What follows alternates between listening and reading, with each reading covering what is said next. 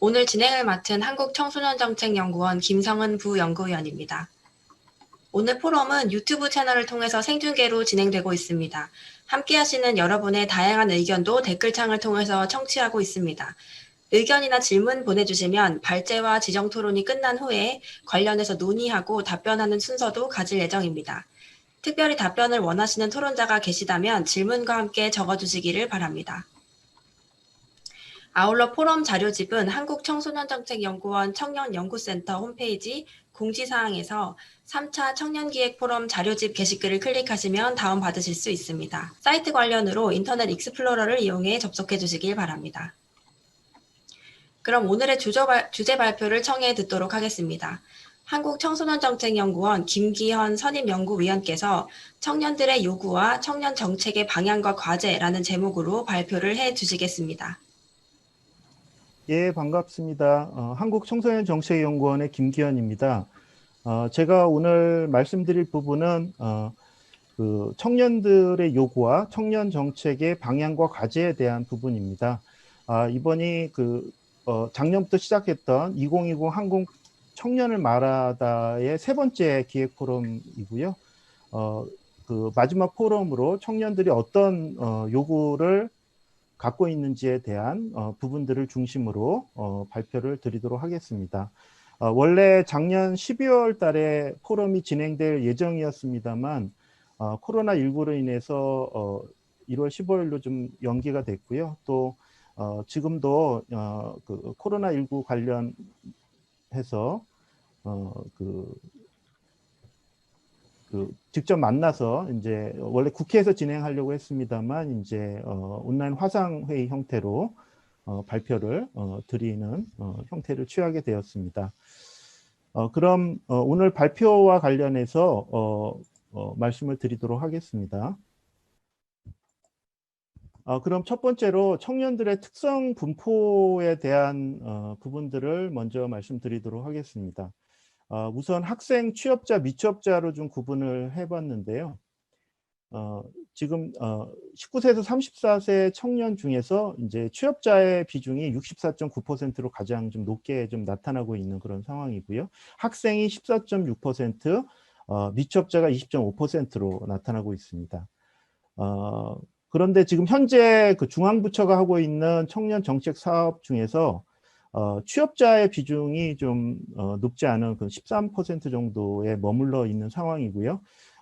미취업자를 대상으로 한 사업이 가장 많습니다. 그래서 실제로 연령 집단별 청년들의 그런 특성들하고 중앙부처가 추진하는 사업에 해당되는 비중 간에 이제 차이가 존재하는 그런 상황입니다. 두 번째는 이제 부모와의 동거나 독립 여부에 대한 부분들을 좀 살펴봤는데요. 보시면 이제 한 절반이 좀 넘는 수준에서 이제 부모와 동거를 하는 것으로 나타나 있고요. 연령이 올라갈수록 동거 비중이 감소하는 양상을 보여주고 있습니다.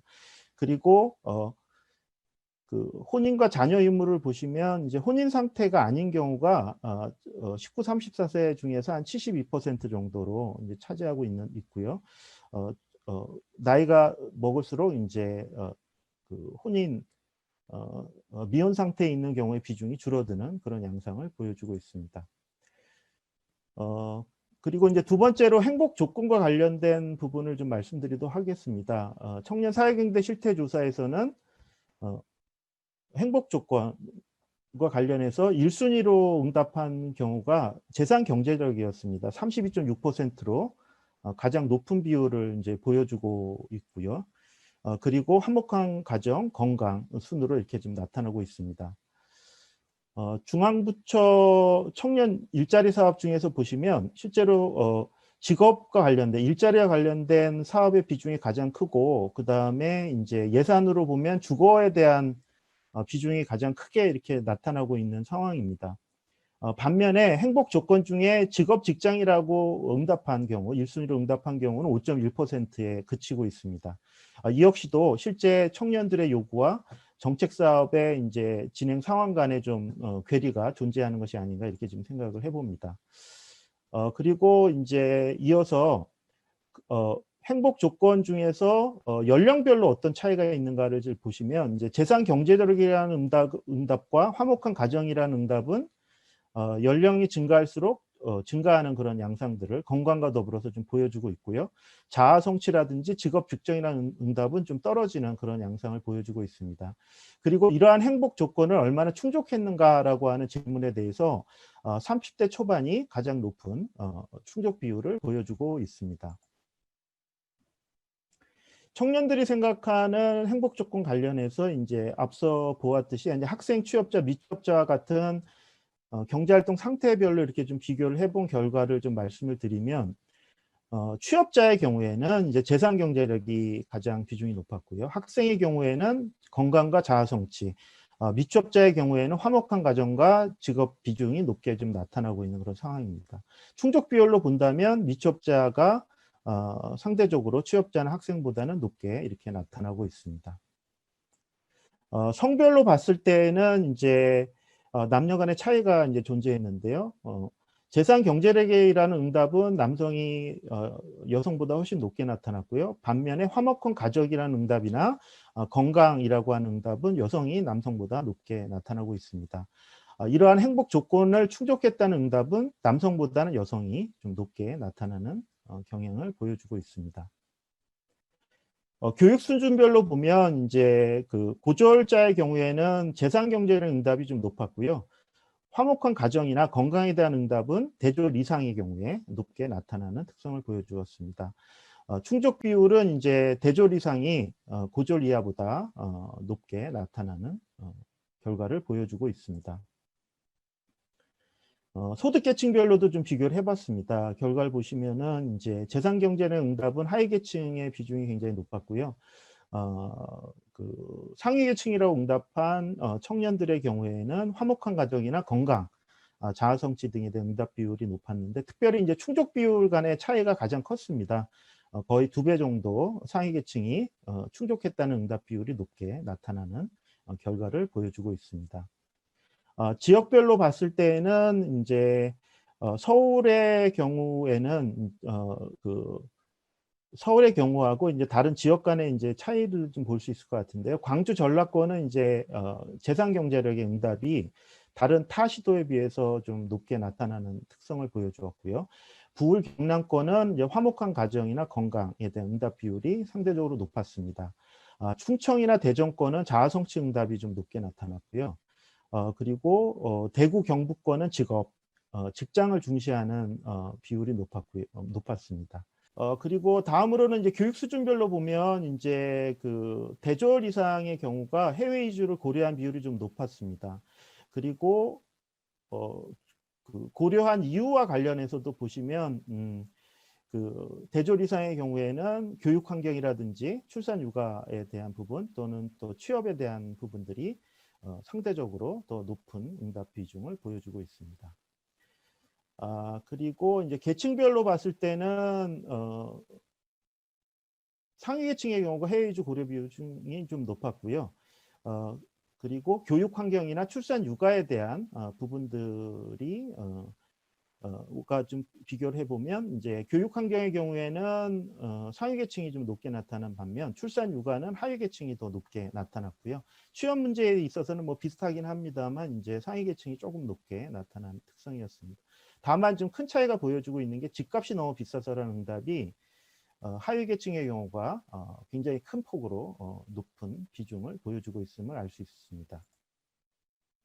지역별로 좀 보겠습니다. 지역별로 보면 서울이나 경기도, 경기 수도권 지역의 경우에 이제 해외 이주 고려 비율이 높았고요. 주된 이유에서도 차이가 좀 존재했는데 이제 서울의 경우에는 이제 전체적인 비중은 높지 않습니다만 집값이 너무 비싸서라는 응답 비중이 다른 시도에 비해서 굉장히 높게 나타나는 특성을 좀 보여주고 있고요. 취업 문제와 관련해서는 이제 그 광주 전라권 쪽이 좀 높았습니다.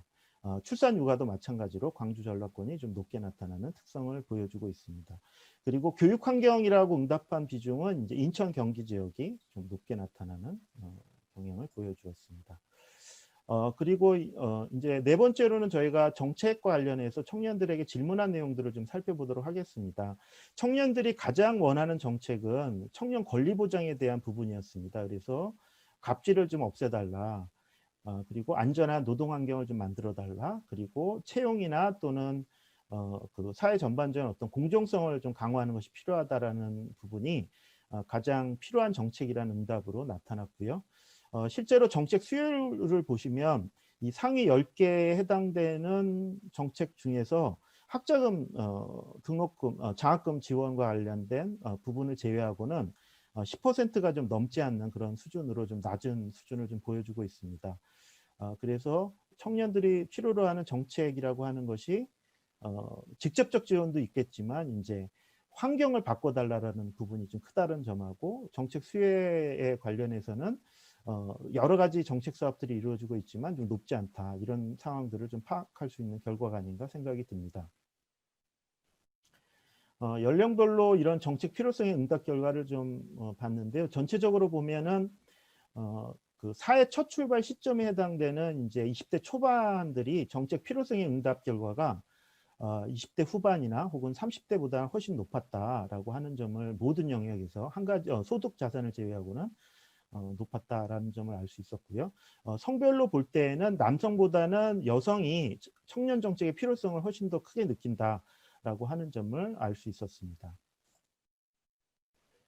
그리고 이제 권리 보장과 관련해서 이제 취업자냐 아니면 미취업자냐 아니면 학생이냐를 가지고 좀 비교를 좀 해봤는데요. 재학생들의 경우에는 이제 교육 관련된 지원에 대한 뭐 당연한 결과겠지만 그 부분에 대한 응답이 가장 좀 높게 나왔고요.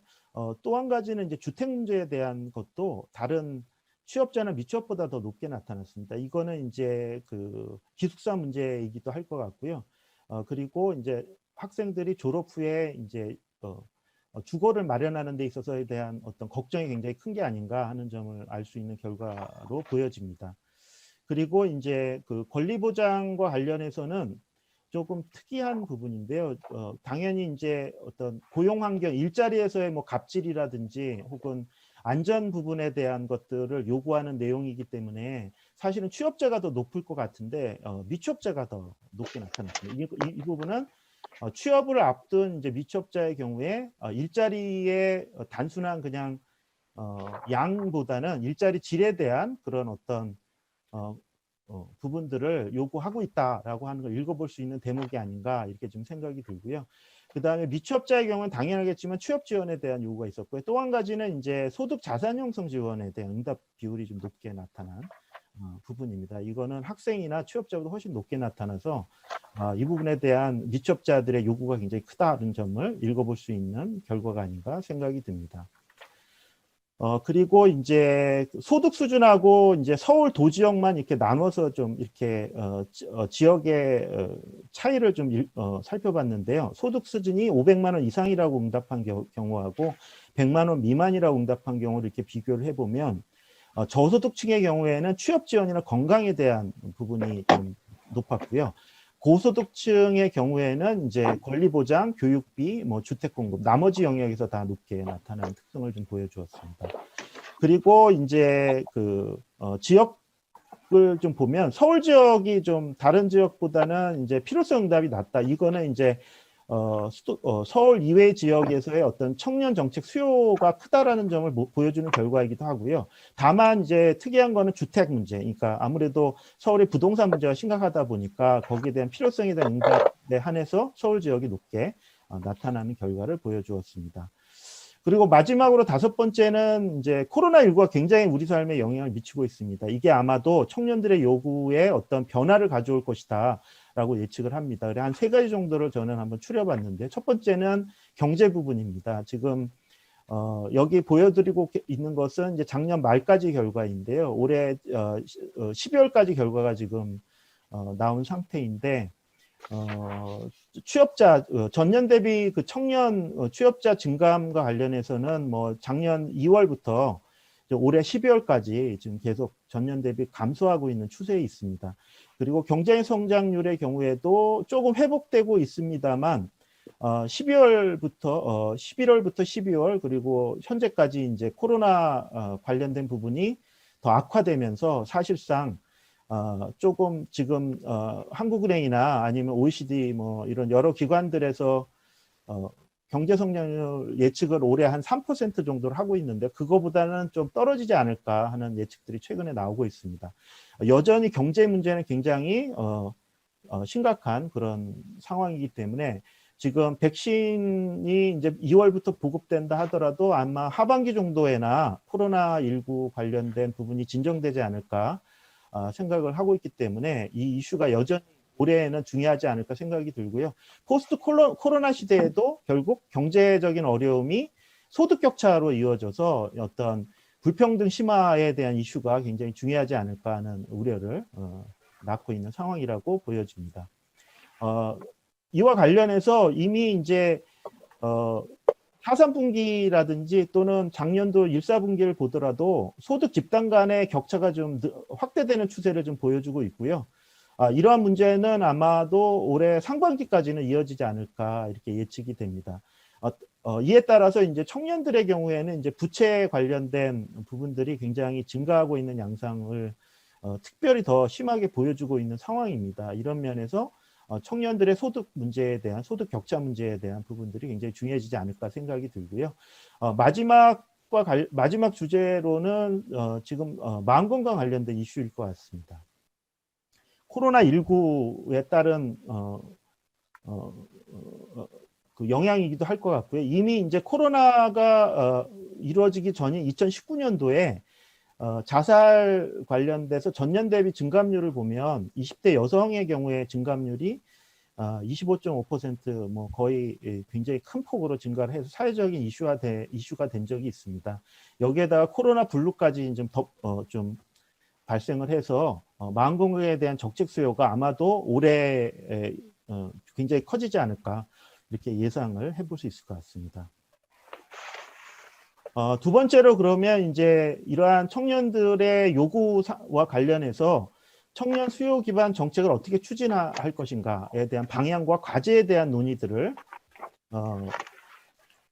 말씀드리면서 제 오늘 발제를 마무리하도록 하겠습니다. 첫 번째 부분은 이제 청년 정책의 개념을 좀 확장할 필요가 있다라고 말씀드리고 싶습니다. 앞서 이제 청년들의 정책 수요를 보면 당사자에 대한 지원뿐만 아니라 당사자가 살아가고 있는 그 둘러싼 환경 자체를 좀 고쳐달라라는 요구. 그러니까 직장 내 갑질 문제 또는 고객 응대 과정에서 발생할 수 있는 갑질 문제 그리고 이제 안전 문제 등등과 관련된 이러한 고용 환경 개선뿐만 아니라 주거 환경 개선 여러 가지 청년을 둘러싼 환경 개선에 대한 요구가 굉장히 크다는 것이죠. 그래서 이러한 부분들을 좀 담아내는 것이 좀 필요하다고 생각을 하는데 그 12월 달에 발표된 청년 정책 기본계획 1차 기본계획에서 다행스럽게도 이런 환경 개선에 대한 부분들이 많이 좀 담긴 상황입니다.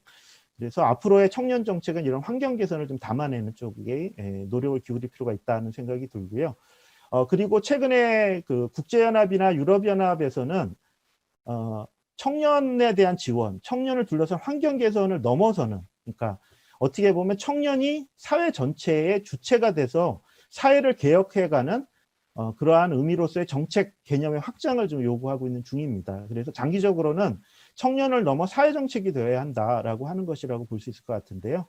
이러한 부분들이 우리나라에서도 이제 점진적으로는 그러니까 어떻게 보면 인파워먼트라는 권한 강화라고 하는 부분들을 통해서 좀 실현해 나가는 것이 필요할 것 같고요.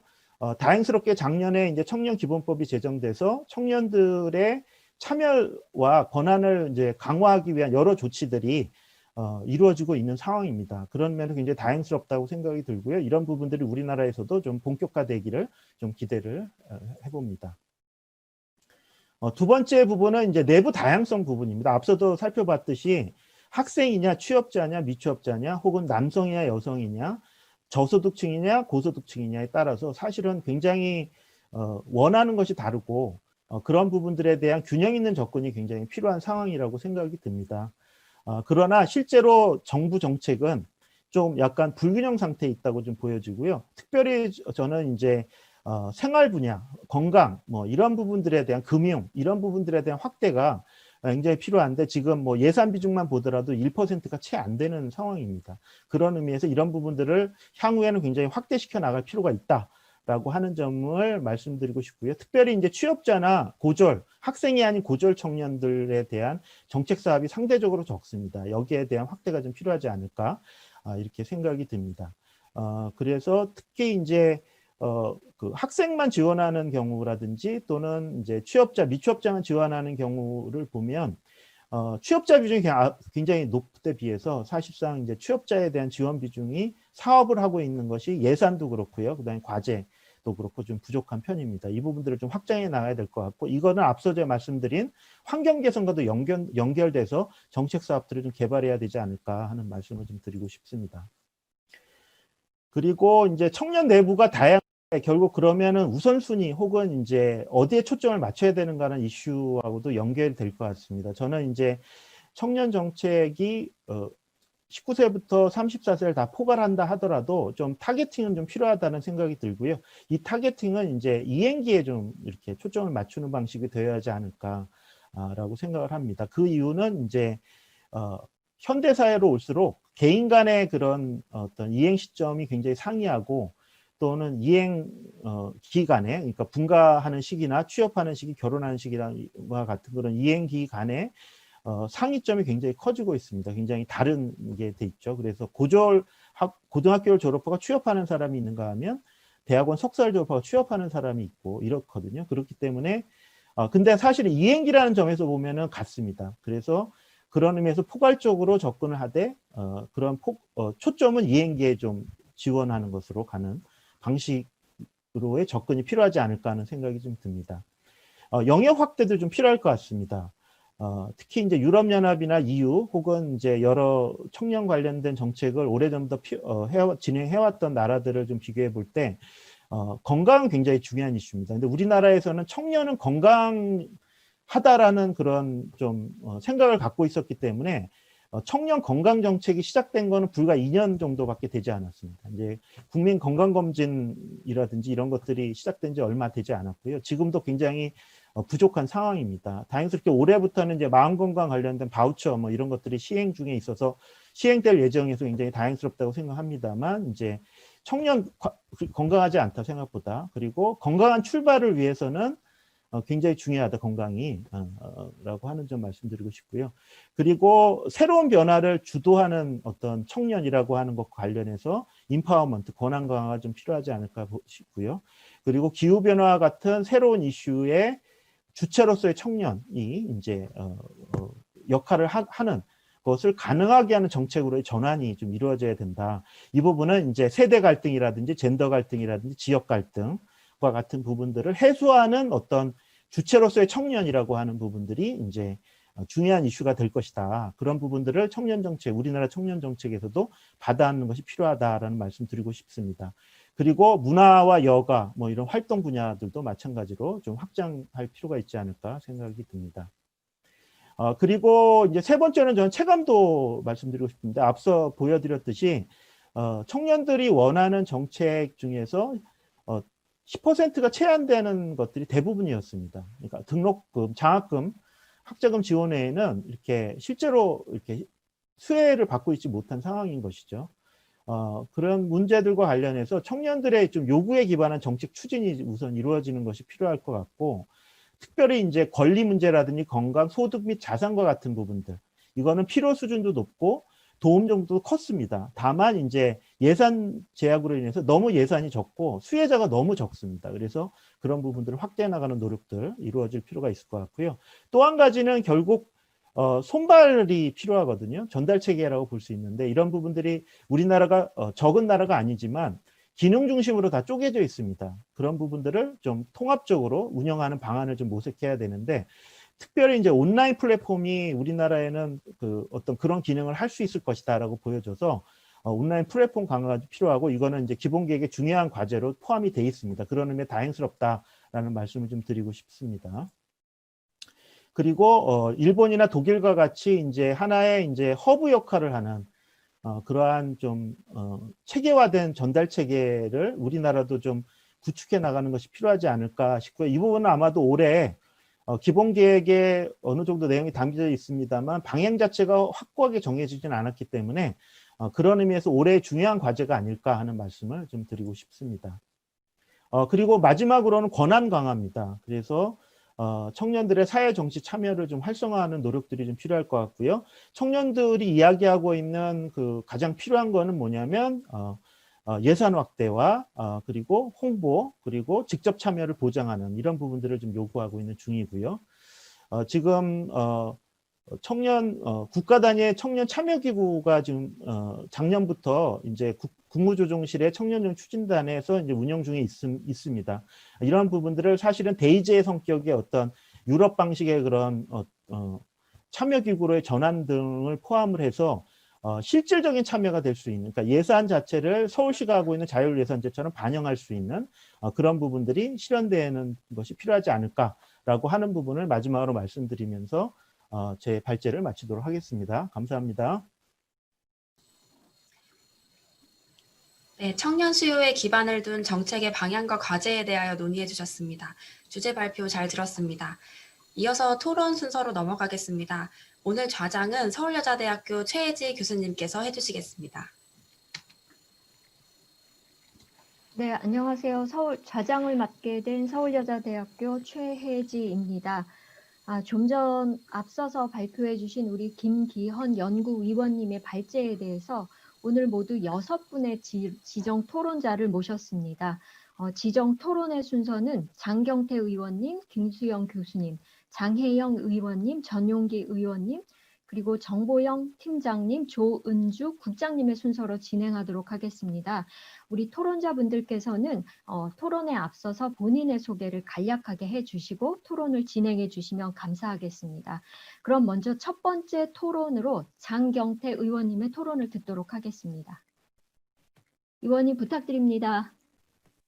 네, 안녕하세요. 다들 잘 들리시나요? 네, 네. 네, 감사합니다. 일단 제가 이동 중에 하게 돼서 차 안에서 하는 점 대단히 죄송하고요. 일단 저 소개부터 드리면 저는 더불어민주당 전국청년당 위원장 맡고 있고요. 동대문을 국회의원 장경태입니다. 현재 국토위와 여성가족위원회에서 활동하고 있습니다. 이번 2020 한국 청년을 말하다 토론회의 1차 포럼과 2차 포럼을 통해서 한국 청년들의 삶을 진단하고 청년들이 생각하는 가치가 무엇인지 파악하는 시간을 가졌는데요.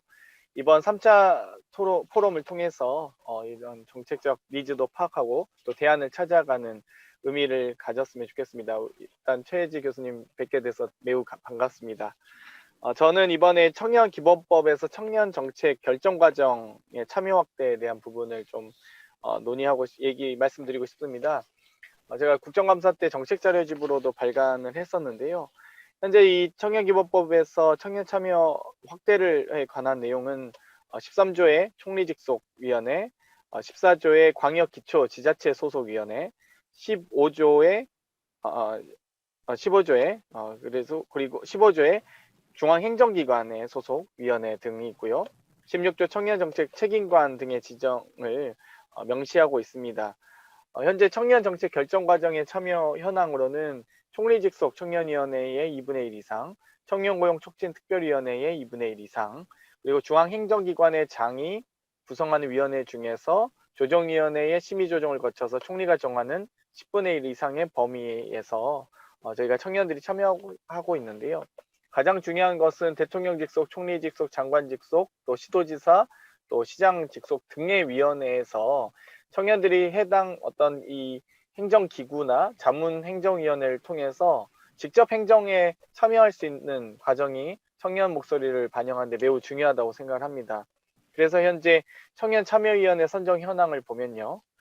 종합 어떤 사회복지, 교육, 미래, 문화, 고용, 균형, 경제, 주거에 대한 다양한 위원회들로 구성되어 있고요. 중앙부처 소속위원회 69개와 대통령 소속위원회 17개가 청년 참여위원회로 선정되었습니다. 그래서 사회 분야의 14개, 복지 분야 12개, 교육 분야 10개, 미래 분야 8개, 문화 분야 7개, 고용 분야 5개 등으로 이루어져 있는데요. 이 소관 부처별 청년 참여위원회 구성 현황을 보면 총리실 직속위원회가 14개로 선정되는 등 어떤 이 청년 현재 기본법의 주관 부처죠. 총리실 현재 국무조정실 산하의 청년 정책 추진단이 소위 주관 부처인데요. 이 주관 부처가 있어서 그런지 적극적인 참여가 돋보이고요. 과기부나 국토부, 기재부, 농진청이나 법무부, 통계부, 행안부 등의 위원회 등은 아직 소극적인 상황입니다. 종합적으로 청년기본법의 시행으로 총 135개 위원회에서 180여 명의 청년위원을 위촉할 수 있는 목표를 설정할 수 있는 유의미한 성과를 거뒀다고 생각하고요. 다만 이제 전체 행정기관위원회가 585개 중 23% 수준이라서 앞으로 좀 더 이 청년 참여위원회의 수가 좀 많아졌으면 좋겠다 생각하고요. 청년 위촉위원회 69개의 전체 위촉직 정원, 그러니까 전체 위원회의 위촉직 위원회 정원 대비 12%, 1604명 중에 180명에 불과한 수준입니다. 그래서 아직까지 좀 더 위촉되어야 된다고 생각하고요. 17개 시도의 상황을 봐도 세종시를 제외하고는 모두 다 구성되어 있고요. 세종시도 앞으로 구성해 갈 예정입니다. 일단 현재 2020년 말 기준으로 했을 때 대전시를 제외하고는 시도 단위의 청년위촉위원회의 심의 지정이 아직 진행되지 않는 부분도 있어서 이 심의와 지정, 심의 권한이라든지 조정 권한들 등이 좀 저는 더 부여가 돼야 된다고 보고요. 대전시가 조금 더 우수한 사례이긴 한데요. 청년정책위원회뿐만 아니라 대학생 학자금 이자 지원 심의위원회, 주민참여예산위원회, 협동조합지원심의위원회 등의 청년위촉위원회 등이 있어서 이 주거, 경제, 금융, 문화와 같은 청년의 삶과 밀접한 위원회들을 지정하고 있습니다. 그래서 중앙정부의 이 69개 부처의 위원회뿐만 아니라 좀 더 다양한 이 지자체, 지방정부에서의 위원회들도 청년 참여가 확대되었으면 좋겠고요. 2021년, 22년 이제 넘어가면서 현재 선정된 위원들의 임기가 만료된 시점에서 청년 참여를 더 확대해 나갈 예정인데, 앞으로 이 청년들의 정책 결정 과정에서의 목소리 반영도 중요하고요. 보다 더 다양한 위원회, 다양한 부처에서 청년들의 목소리가, 그러니까 청년 정책을 다루는 위원회뿐만 아니라 각종 위원회의 청년의 목소리가 다뤄질 수 있도록 하는 것들이 매우 중요하다고 보여지고요. 앞으로 이 위촉에 대한 부분들 더 확대해 나갈 수 있도록 저도 의정활동을 통해서 보답하도록 하겠습니다. 네, 짧지만 그런 토론 들어주셔서 감사합니다. 네, 장경태 의원님 토론 감사합니다. 저도 굉장히 놀랐는데요. 그 발제 내용에 의하면 사실은 저희의 기대를 넘어서서 굉장히 우리 청년들이 그 권한 부여, 권한 강화에 대한 욕구가 강하다라는 그런 어떤 시사점들을 얻을 수 있었는데요. 결국은 이제 참여 동등에 대한 그런 문제라고 생각이 듭니다. 그러한 참여 동등의 실태가 어느 정도 지금 확보되고 있는지 우리 장 의원님께서 굉장히 다양한 자료로 간략하게 또 설명도 해주셨고요. 더불어 좋은 말씀 많이 해주셨습니다. 제 다음 토론자를 모셔보도록 하죠. 우리 서울대학교의 김수영 교수님을 다음 토론으로 모시도록 하겠습니다. 네, 안녕하십니까. 저는 서울대학교 사회복지학과 김수영이라고 합니다. 먼저 국책연구원 그리고 학계 그리고 국회의원들이 참여하는 이 포럼에서 발표자로 동참할 수 있게 돼서 매우 기쁘게 생각합니다.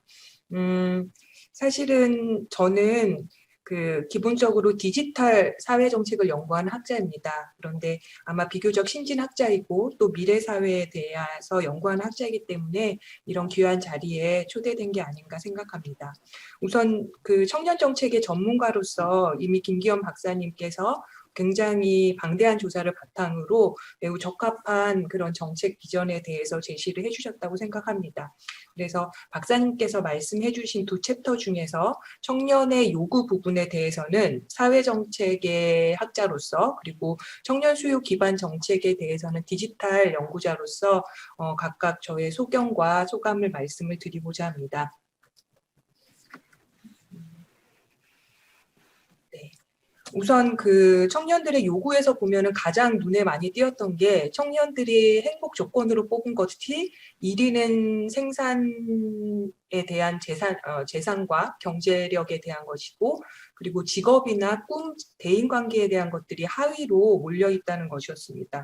이 실태가 언론에서 빈번하게 지금 보도되고 있는 20, 30대 영끌을 반영한 그런 그 현상이라고 보고 있어서 좀 마음이 아팠습니다. 과거에는 이제 꿈과 직업이 경제적 자본 축적과 분리가 되어 있지 않았는데 최근에는 이게 분리가 돼서 그냥 경제적 자본 축적이 경제에 대한 자유를 꿈꾸는 것으로 나타나고 있고, 그래서 꿈이나 직업과는 관계없는 어떠한 현상으로 도구화되고 있는 것 같습니다. 그리고 또 개인주의적인 생활 양식이 선호되는 것이 대인관계에 대해서 가치를 낮게 부여하는 현상을 반영하고 있는 것 같습니다. 이게 사실은 오늘날의 청년이 어떤 방향으로 내몰리고 있는가를 잘 보여주는 현상이라고 보는데요. 보통 열정이라고 하면 우리가 직장이나 꿈 혹은 미래에 대한 계획과 관련이 되어 있었는데 최근에는 이 미침이라는 열정이라는 것이 재테크나 부동산으로 거의 쏠려 있는 현상인 것이고, 이게 삶을 계속 경제적인 도구로 만들어가는 그런 문제가 아닌가 합니다. 사실 이거는 청년 세대의 문제라기보다는 그 노동 중심의 산업 사회에서 이제 자본 중심의 금융 자본주의로 넘어오면서 발생하는 그런 사회 구조적인 문제라고 볼 수 있는데요. 사실은 이 부분에서 그 고민이 되는 부분은 이것인 것 같습니다. 그러니까 실제로 그러면 무엇이 인간을 행복하게 하는가라고 봤을 때 사실 많은 문제가 발생할 수밖에 없는 것이, 한국 청년들은 꿈이나 아니면 대인관계를 굉장히 낮은 수준으로 보지만 사실 꿈이라는 것도 하나의 자본의 형태이지 않습니까? 그래서 그 서울대 사회학과에서 그 꿈자본에 대한 측정을 했을 때 사실은 미래를 상상하는 힘, 그리고 난관을 이겨낼 수 있는 힘으로 사실은 경제적 자본이나 뭐 사회적인 다른 여타 자본보다 더 우위에 있고 더 잠재력이 많은 이 자본이 우리나라 한국 청년에게는 굉장히 부족할 뿐만 아니라 청년들 세대에서도 이것을 무시하고 있다는 게 굉장히 큰 문제로 작용하고 있는 것 같고요. 그리고 수없이 많은 연구들이, 특히 이제 크리스테키스와 파울러가 조사를 했던 30년간의 몇만 명의 사람들을 추적하면서 조사를 했던 과정 속에서 가장 중요한 행복의 결정적인 조건이 대인관계로 나왔는데, 사실은 이 대인관계가 가장 낮은 수준의 어떤 그 욕구 실태 조사로 나온 것에 대해서 상당한 경각심을 갖습니다.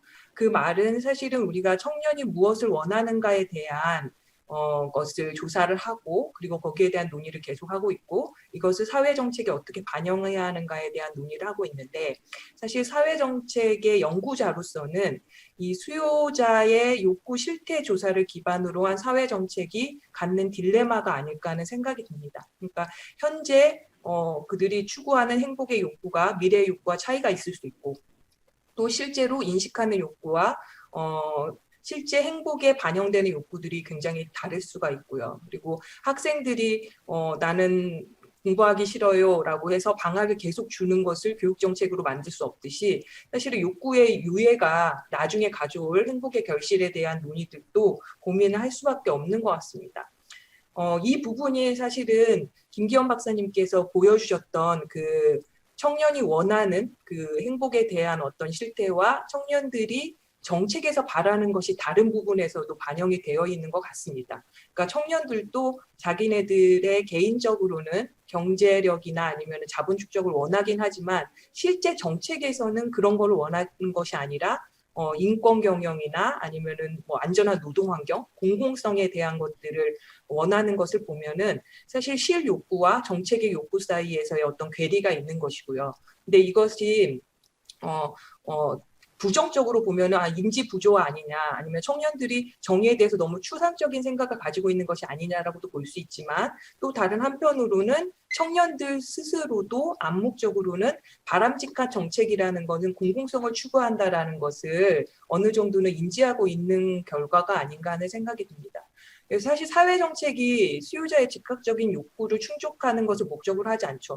그러니까 국민연금 같은 경우에도 우리가 사실은 미래에 지연된 어떤 보험이기 때문에 많은 그 노동자들이 원하지 않는 경우도 많고요. 그래서 이거를 강제 가입의 원칙으로 추구를 하고 있는 것은 이제 미래의 생애 주기로 생각했을 때 노인 때의 어떤 욕구를 반영하는 것이고요. 그리고 굉장히 좋은 정책으로 역사적으로 평가받고 있는 연대임금 정책도 사실은 노동자를 위한 정책이긴 하지만 모든 노동자가 여기에 대해서 혜택을 받은 건 아니었습니다. 이거는 김기현 박사님이 말씀하셨듯이 청년이 동일한 청년이 아니고 다양한 집단이 있다고 했을 때 어떤 집단들은 그러니까 이 동일노동 동일임금에 의해서 중소기업 노동자들은 많은 돈을 받으니까 이익을 받았지만 사실은 대기업 노동자들은 손해를 본 것이고요. 그리고 또 사업주의 입장에서도 대기업 사업주들은 적은 돈을 내니까 당연히 이득을 받지만 그렇지 않은 사업주들도 있었던 거고요. 그러니까 정책이라는 게 청년 정책이라고 했을 때 청년들이 항상 이득을 보는 것도 아니고 그리고 그 이득이 즉각적으로 돌아오는 것도 아니라는 거죠. 그리고 그 과정 속에서 다양한 집단들의 합의와 협의가 필요하다는 겁니다. 그래서 사실 사회 정책에서는 개인 차원에서는 국민연금과 같이 생애 전체 주기의 욕구를 생각해야 하는 것이고 사회적 차원에서 그 청년 정책이 사회 정책이 된다라는 것을 또 김기현 박사님이 지적을 해주셨는데 그러기 위해서는 구성원 전체의 집단적인 합의와 연대가 굉장히 추구돼야 한다는 생각이 듭니다. 근데 이게 굉장히 뻔한 이야기지만 사실은 최근에는 이런 이야기들이 많이 되지 않고 있는 것들이 1980년대 이후에 이제 신공공관리론이라고 하는 사회정책의 새로운 패러다임이 부상을 하면서 정책에서도 뭐 고객 만족도, 이용자 체감도, 수용자 욕구조사 이런 것들이 공공정책에 반영이 되면서 사실은 그 인기 있는 정책 그리고 그 대상자들이 좋아하는 방식으로 정책이 좀 파퓰리즘적으로 발전하는 과정이 아닌가 하는 생각이 듭니다. 그래서 이런 부분에서는 우려를 표하고요. 그런 부분에서 그 김기현 박사님이 말씀하셨던 정책의 개념 확장이 굉장히 중요하다고 생각을 하는데 한 3가지 정도의 개념 확장이 필요하지 않을까 하는 생각이 합니다. 우선은 청년의 지위에 대한 명확한 인식과 정책이 마련돼야 하는 것인데 청년이라는 게 과거에도 계속 있었던 세대죠. 근데 지금의 청년 세대가 중요한 거는 이들이 시대사적으로 디지털 시대에서 아날로그 시대로 혹은 포스트 코로나 시대로 이 청년 세대가 가지고 있는 패러다임 전환기에 이 청년이 놓여져 있다라는 겁니다. 그래서 생애사적인 정책들은 언제나 필요한 정책들이고요. 취업, 교육, 소득, 자산 이런 것들. 근데 시대사적으로도 이들이 갖게 되는 청년 정책이라는 게 있고 그것들이 기후 변화나 아니면 젠더, 지역, 지구와 이런 문제들일 것 같습니다. 그래서 이렇게 청년이 가져야 하는 지금의 정책들의 분리와 그리고 개념의 명확화가 필요하다고 보고요. 2번째로는 맥락적 정책입니다. 그러니까 청년이라는 이 세대는 상태죠. 속성이 아니라 그러니까 청년으로 계속 속성적으로 남아있는 게 아니라 이 상태가 이행하면서 벗어나는 상태인 거거든요. 그러니까 여성 정책과 장애인 정책과는 다른 정책인데 이 정책을 맥락화시켜서 그러니까 청년들이 중장년, 노년으로 가게 되는 것 그리고 청소년이 청년으로 이행하는 이 이행의 맥락을 정확히 이해하는 정책의 내용들이 포함되어야 하는 것이고 또 현대사회의 구조적인 부분들이 명확히 포함되는 정책의 그림이 그려져야 한다는 생각이 들고요. 3번째로는 청년 정책을 사회 구성원 전체와 토론하고 합의해야 한다는 겁니다. 그러니까 동일임금 정책에서 보듯이 노동자 자체만의 당사자 운동으로는 불가능하고 사실 이게 청년 정책에서 사회 정책으로 질적인 변화를 위해서는 다른 세대들 그리고 다른 집단들과의 논의가 필요하고요. 그때 어떤 자원이 분배돼야 하는지 그게 경제적 자원만은 아니고 사회적, 문화적, 상징적 꿈 자본이 어떤 방식으로 재분배돼야 하는지에 대한 논의가 같이 이루어져야 청년 개념의 확장이 이루어질 수 있다라는 생각이 듭니다.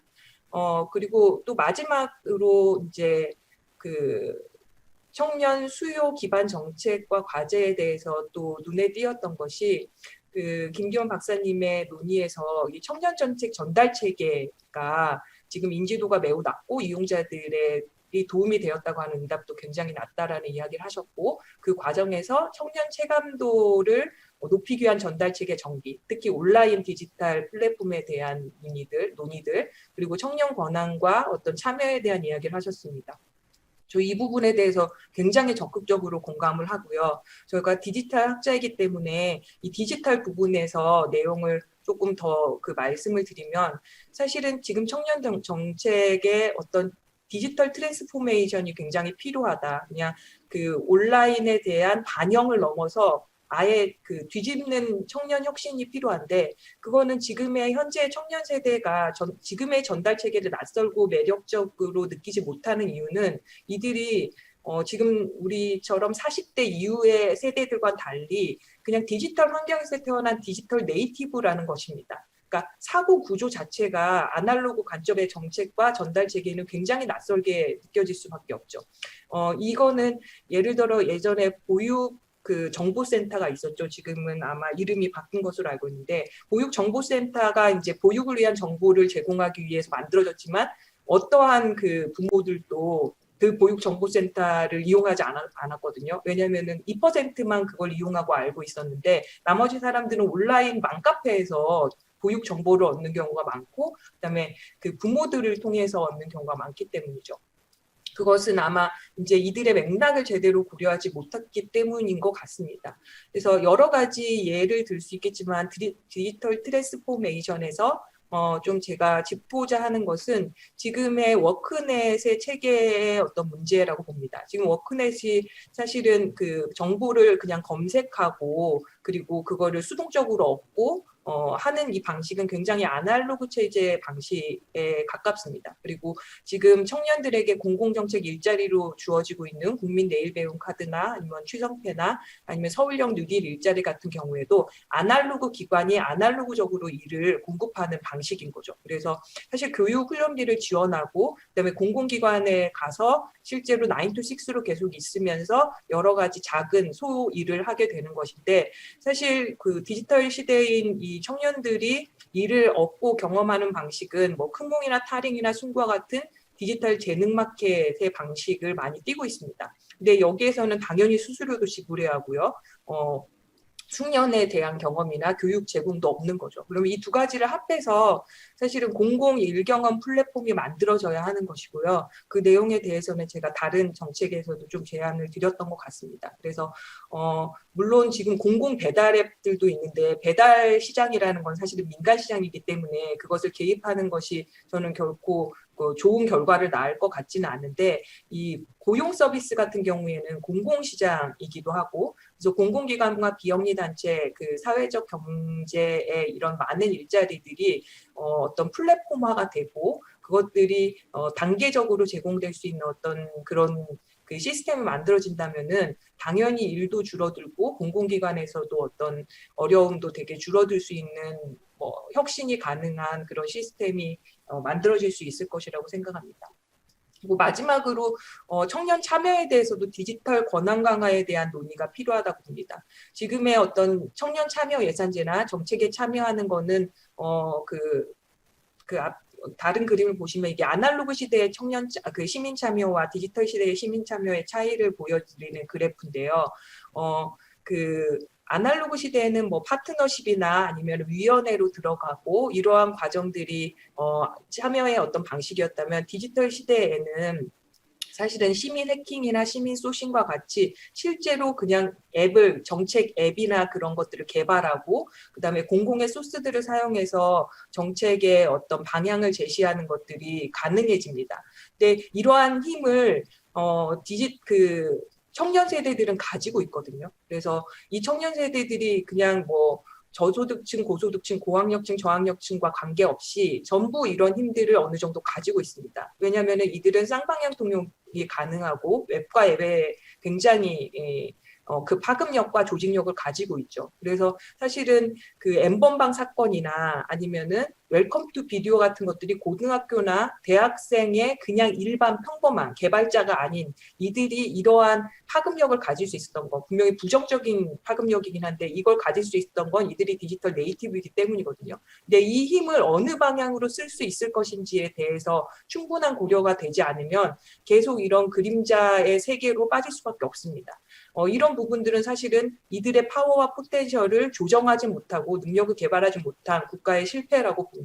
그래서 이런 힘들의 잠재력을 시민 소싱이나 시빙 해킹과 같은 이러한 방식들에 대해서 국가의 공공체계가 정확하게 인식을 하고 이런 부분들로 조정할 수 있는 힘들을 키워나가는 방식들이 같이 포함되어야 하지 않을까 하는 생각이 듭니다. 네, 감사드립니다. 네, 김수영 교수님 토론 감사합니다. 전반적으로 이제 그 어떤 청년 정책의 패러다임의 전환, 패러다임의 방향성에 대해서도 이야기해 주셨고요. 그 다음에 이 디지털 네이티브인 우리 청년들에게 실효성 있는 정책이라는 걸 위해서 어쨌든 이 청년들이 갖고 있는 그런 어떤 디지털 기반의 속성에 잘 친화적인 그런 정책으로의 어떤 발전 또 정책 소통의 수단 이런 것들을 좀 강조해 주신 것 같습니다. 네, 다음은 우리 장혜영 의원님을 모시고 세 번째 토론을 들어보도록 하겠습니다. 네, 여러분 반갑습니다. 정의당 국회의원 장혜영입니다. 먼저 앞서서 굉장히 훌륭한 발제해주신 한국청소년정책연구원의 김기현 연구원님 그리고 김수영 교수님께 다시 한번 감사의 말씀을 드립니다.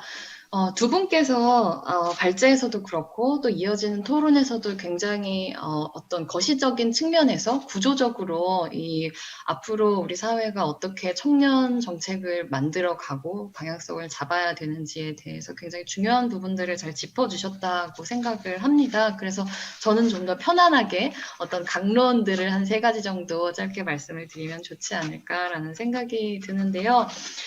먼저 발제에서 많이 인용을 해주셨었던 데이터가 그 2019년에 만들어진 그 데이터였었죠. 그랬기 때문에 아마도 거기에서 드러났었던 어떤 청년 세대가 가지고 있는 위기의식이라던가 불안이라던가 이런 요소들이 2020년에 코로나 쇼크를 겪으면서 얼마나 더 심화되었을 것인가를 저는 들으면서 좀 더 생각을 많이 하게 됐던 것 같아요.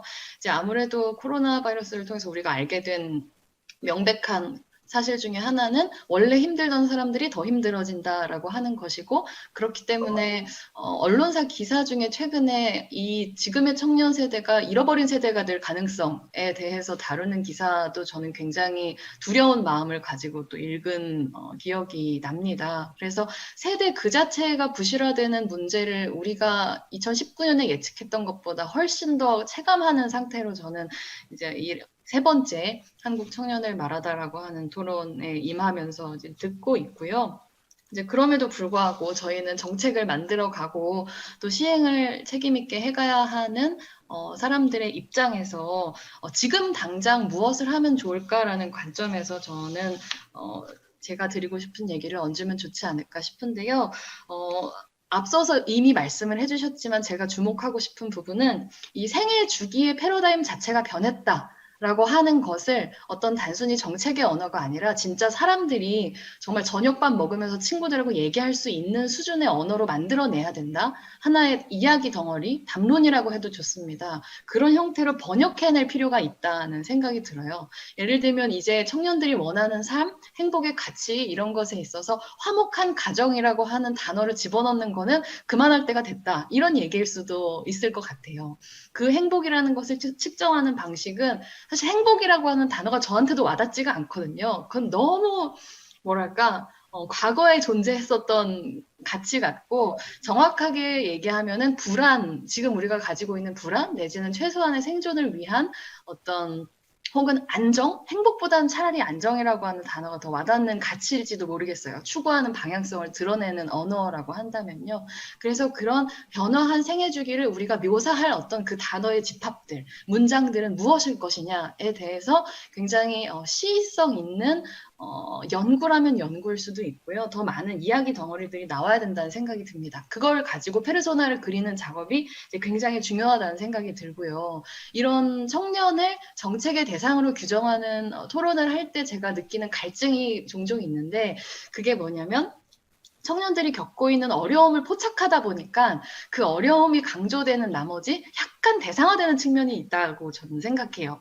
근데 주체로서 대상이면서 동시에 주체가 되기 위해서라도 저는 더 이런 이야기, 담론으로서 이것을 어떻게 규정할 것이냐 하는 부분에서 더 많은 창의력이 필요하다라는 생각이 듭니다. 이미 문화적인 부분에서는 이런 텍스트들이 쌓이고 있다고 생각하거든요. 그렇다면 청년들이 반응하는 텍스트들에 있어서 그 코드들이 무엇인가를 우리가 정책을 홍보하거나 최소한 개발하는 단위에 있어서도 좀 흡수해야 되는 필요성들이 있다. 정치인들부터가 당장 그렇다. 라는 생각을 좀 많이 했고요. 이어서는 전달 체계의 문제입니다. 아까 이제 디지털 트랜스포메이션 관련해서 굉장히 정확하게 김수현 교수님이 지적을 해주셨다고 생각을 하는데요.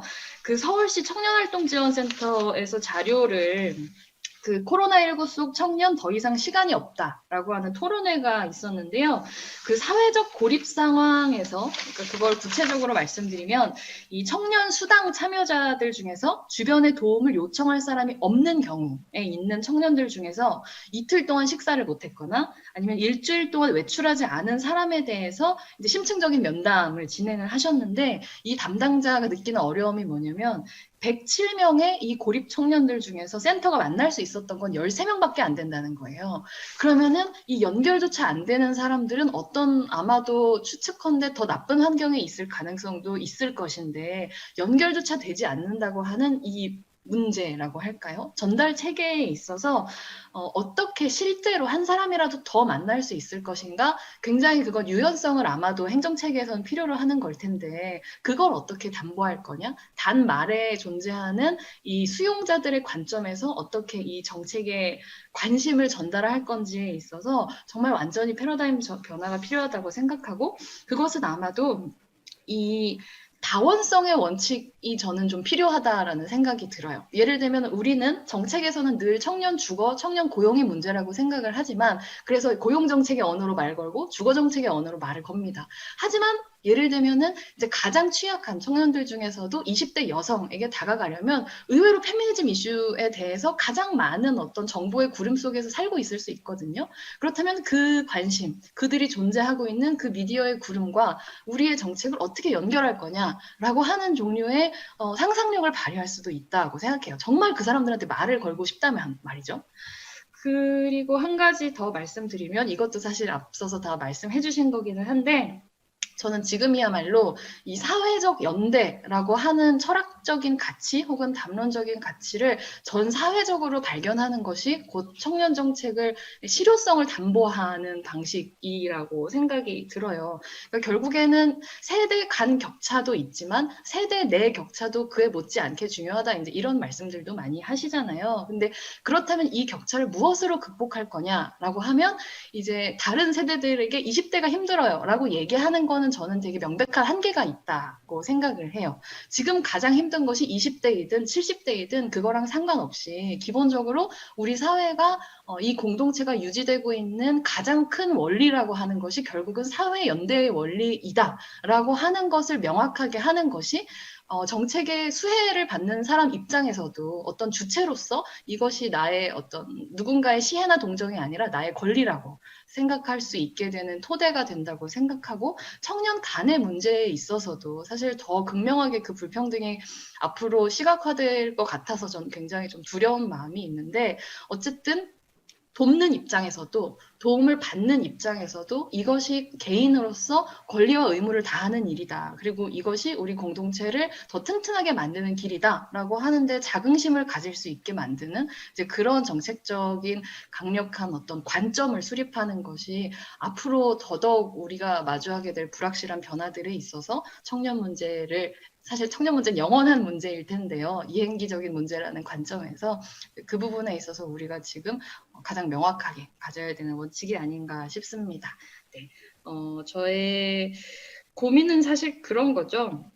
갈수록 이 공공 영역에 대한 신뢰라고 하는 것이 무너지고 있는 것, 뭐 다른 언어로 얘기하자면은 우리가 갖고 있는 이 민주주의 통치 시스템 얼마나 당면한 문제들을 잘 해결해내고 있는가에 대한 신뢰가 점점 낮아진다는 느낌이 굉장히 두렵습니다. 솔직히 말하면 자원을 확보하는 방법을 알고 있는 사람들은 점점 더 손쉽게 많은 자원들을 확보하지만 이 방법들로부터 밀려나 있는 사람들은 자기가 밀려났다는 것도 거의 모르는 상황에 처해 있는 경우도 굉장히 많고요. 그래서 어떻게 계속 이 양극화되어 가는 이 사람들을 그럼에도 불구하고 생각보다 우리 서로의 운명이 연결되어 있다는 거를 어떻게 알릴 수 있을까? 그거를 좀 비상한 태도로 소리쳐야 된다는 생각을 아주 많이 하게 되고요. 청년 정치인이라고 하면 왠지 쑥스러워서 일부러 그런 말을 잘 쓰지 않는데 그럼에도 불구하고 이 부실화되어가는 세대의 일원으로서 이제 정치에 있어서 이 문제를 누구라도 더 이해할 수 있도록 청년들만 이해할 수 있는 언어가 아니라 누구라도 이해할 수 있는 언어로 번역해내야 되는 게 저희의 몫이라는 생각을 합니다. 저의 토론은 이 정도로 마치겠습니다. 네, 장혜영 의원님 감사합니다. 굉장히 많은 말씀을 해주셨는데요. 중요한 말씀들이에요. 제가 왜 이렇게 우리 학생들하고 소통하는데 어려움이 있었지라고 그런 어떤 제 스스로의 질문에 좀 답을 얻을 수 있었는데요. 일종의 그 새로운 기표가 필요하다. 행복 같은 그런 것들이 아니고 일종의 안정 이런 새로운 기표를 우리가 좀 찾아야 될 것이고 또 청년들하고 말 걸기 또 소통에서 우리가 새로운 문법이 진짜 필요하구나라는 생각을 그런 말씀들을 전해주셨고요. 또 무엇보다도 중요한 그 세대를 넘어선 그런 범연대, 그 다음에 우리 김수영 교수님께서도 강조하셨습니다만 그런 연대의 가능성을 우리가 모색하거나 찾아갈 수 있는 그런 어떤 공론의 필요성 뭐 이런 것도 더불어서 강조해 주신 거라고 생각이 듭니다. 네, 감사합니다. 다음은 우리 네 번째 토론자를 모시겠습니다. 전용기 의원님의 토론을 들어보도록 하겠습니다. 네, 안녕하십니까. 전 더불어민주당 국회의원 전용기입니다. 아까 많은 분들께서 이렇게 좋은 말씀 많이 해주셨는데요. 저도 준비된 내용하고 짧게 우리 청년들이 어떤 걸 원하는가에 대한 내용을 조금 토론드리고자 합니다. 사실 지난 2020년 2월에 청년기본법이 제정이 되면서 그리고 8월에 시행이 되고 있습니다. 청년기본법의 시행으로 우리나라 청년 정책은 과거와 차별화되는 새로운 전환점을 이제 가지게 됐다라는 평가를 많이 받고 있는데요. 이전에 청년 문제라고 하면 주로 이제 청년 실업에 그리고 일자리 이슈에 국한되어 있던 점이 있었습니다. 이것은 법률로서도 관련 법률로서도 청년 고용 촉진 특별법만 존재했던 거를 보면은 이 부분이 아마 잘 드러나는 것이 아닌가 이렇게 생각을 합니다. 그래서 청년기본법이 생겨나고 나서 청년이 인간으로서의 존엄과 가치를 실현하고 행복한 삶을 영위할 수 있도록 권리를 보장해주자라는 측면에서는 아주 환영을 했던 것 같고요. 그 다음에 청년 문제를 단순히 일자리에서만 초점을 맞춘 것이 아닌 삶 전반에 대한 문제로 바라보았다는 것에 대해서 일차적인 의미를 가진다고 생각을 합니다. 사실 청년기본법이 시행되기 전에는 청년들의 요구가 청년 문제로 공론화되고 정책으로 발전하는 과정에 많은 한계점이 존재했었다고 생각을 합니다. 그래서 정책의 방향성 문제, 그리고 청년에 대한 기본적 이해가 부족한 것, 그리고 국가 단위의 장기 사업 계획의 부재가 당연히 일어날 수밖에 없는 그런 구조였었습니다.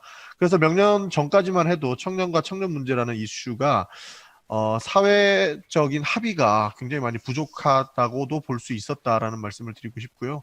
청년 문제를 이제 기성세대 관점에서 노력의 문제로 낮추어 보는 듯한 M4 세대라든지 그다음에 노력이라는 이런 단어들이 유행하기도 했던 것은 이것을 많이 대변하는 것이라고 저는 생각을 합니다.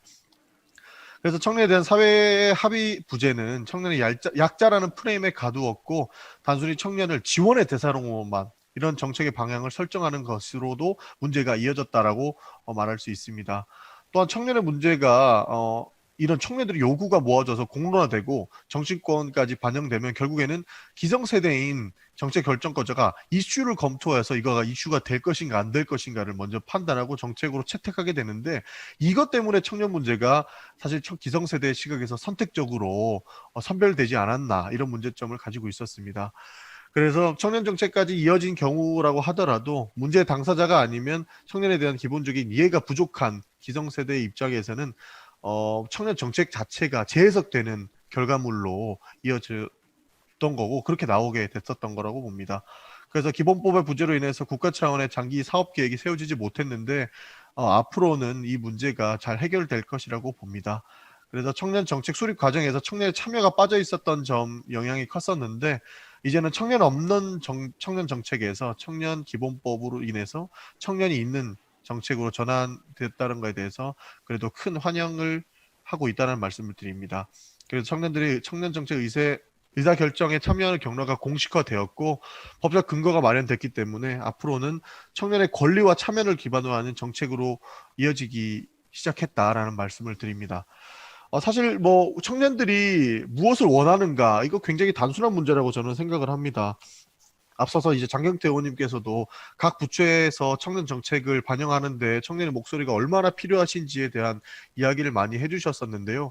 기성세대와 청년의 그 괴리가 생길 수밖에 없는 이유는 사실 그 살아온 세대가 다르다고 저는 생각을 합니다. 지금 이제 청년이라고 하면은 뭐 80년대 후반, 그 다음에 뭐 90년대, 그 다음에 00년대까지 뭐 2030 이렇게 이어오는데요. 사실 그 사람들은 태어나서 아니 뭐 초등학교를 이제 다닐 때도 휴대폰 같은 경우에는 잘 때도 휴대폰이 있었고 머리맡에는 항상 휴대폰이 있었던 시대의 삶을 살고 있거든요. 그러나 이제 80년대 초반 같은 경우에는 휴대폰도 없었죠. 사실 삐삐부터 시작해서 그 변화의 시대를 봤지만 뭐 지금 청년들한테는 그게 당연한 거였던 거예요. 태어나서부터 항상 함께 있기 때문에 사실 기성세대와 비교하는 것은 좀 그렇다 할 수 있지만 정말로 생각하는 것 자체가 다른 거예요. 그렇기 때문에 청년들이 무엇을 원하는가에 대한 답은 저는 그냥 단순하다고 봅니다. 네가 맞다라고 해주시면 된다는 거예요. 네 의견도 맞고 네가 생각하는 것도 맞기 때문에 우리가 너네가 정책을 결정하는 과정 중에 너네도 참여해서 직접 이야기하고 직접 실행될 수 있게끔의 권리를 부여하자라는 것을 이렇게 봐주시면 될 것 같습니다. 사실 그리고 기성세대와 청년의 차이가 뭐냐면요. 많은 괴리감을 가지고 있는 것 같아요. 뭐 어디 커뮤니티에 보면은 옛날에는 뭐 60년대 같은 경우에는 대학만 졸업하면 졸업과 동시에 취업할 수 있었는데 지금은 대학 졸업하면 토익 따야 되죠. 자격증 따야 되죠.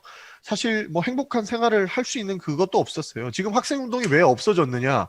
학생운동 하면은 이상한 사람 취급 받거든요. 그 시간에 한 번 더 취업 준비하고 책 한 번 더 보고 자격증 한 번 더 따고 토익 점수를 올리는 것이 당장에 내 미래를 설계하는 데에서 큰 도움이 되는데 학생운동 그리고 정치권에 관심을 가지게 뭐 다른 활동을 할 시간조차 없는 거예요. 사실 이것은 사회가 청년들을 압박하는 걸로밖에 안 보이는 겁니다. 그래서 사실 제가 조금 더 많이 나갈 수도 있다라고 생각을 했는데 토익 같은 경우에 뭐 직무 연관성이 없는 뭐 예를 들어 가지고 뭐 기술직인데 토익 800, 900 원하는 공기업들 사실 이런 것들이 왜 지금 그 사람들한테 과도하게 스펙을 요구하냐라는 이야기를 좀 많이 하고 있거든요.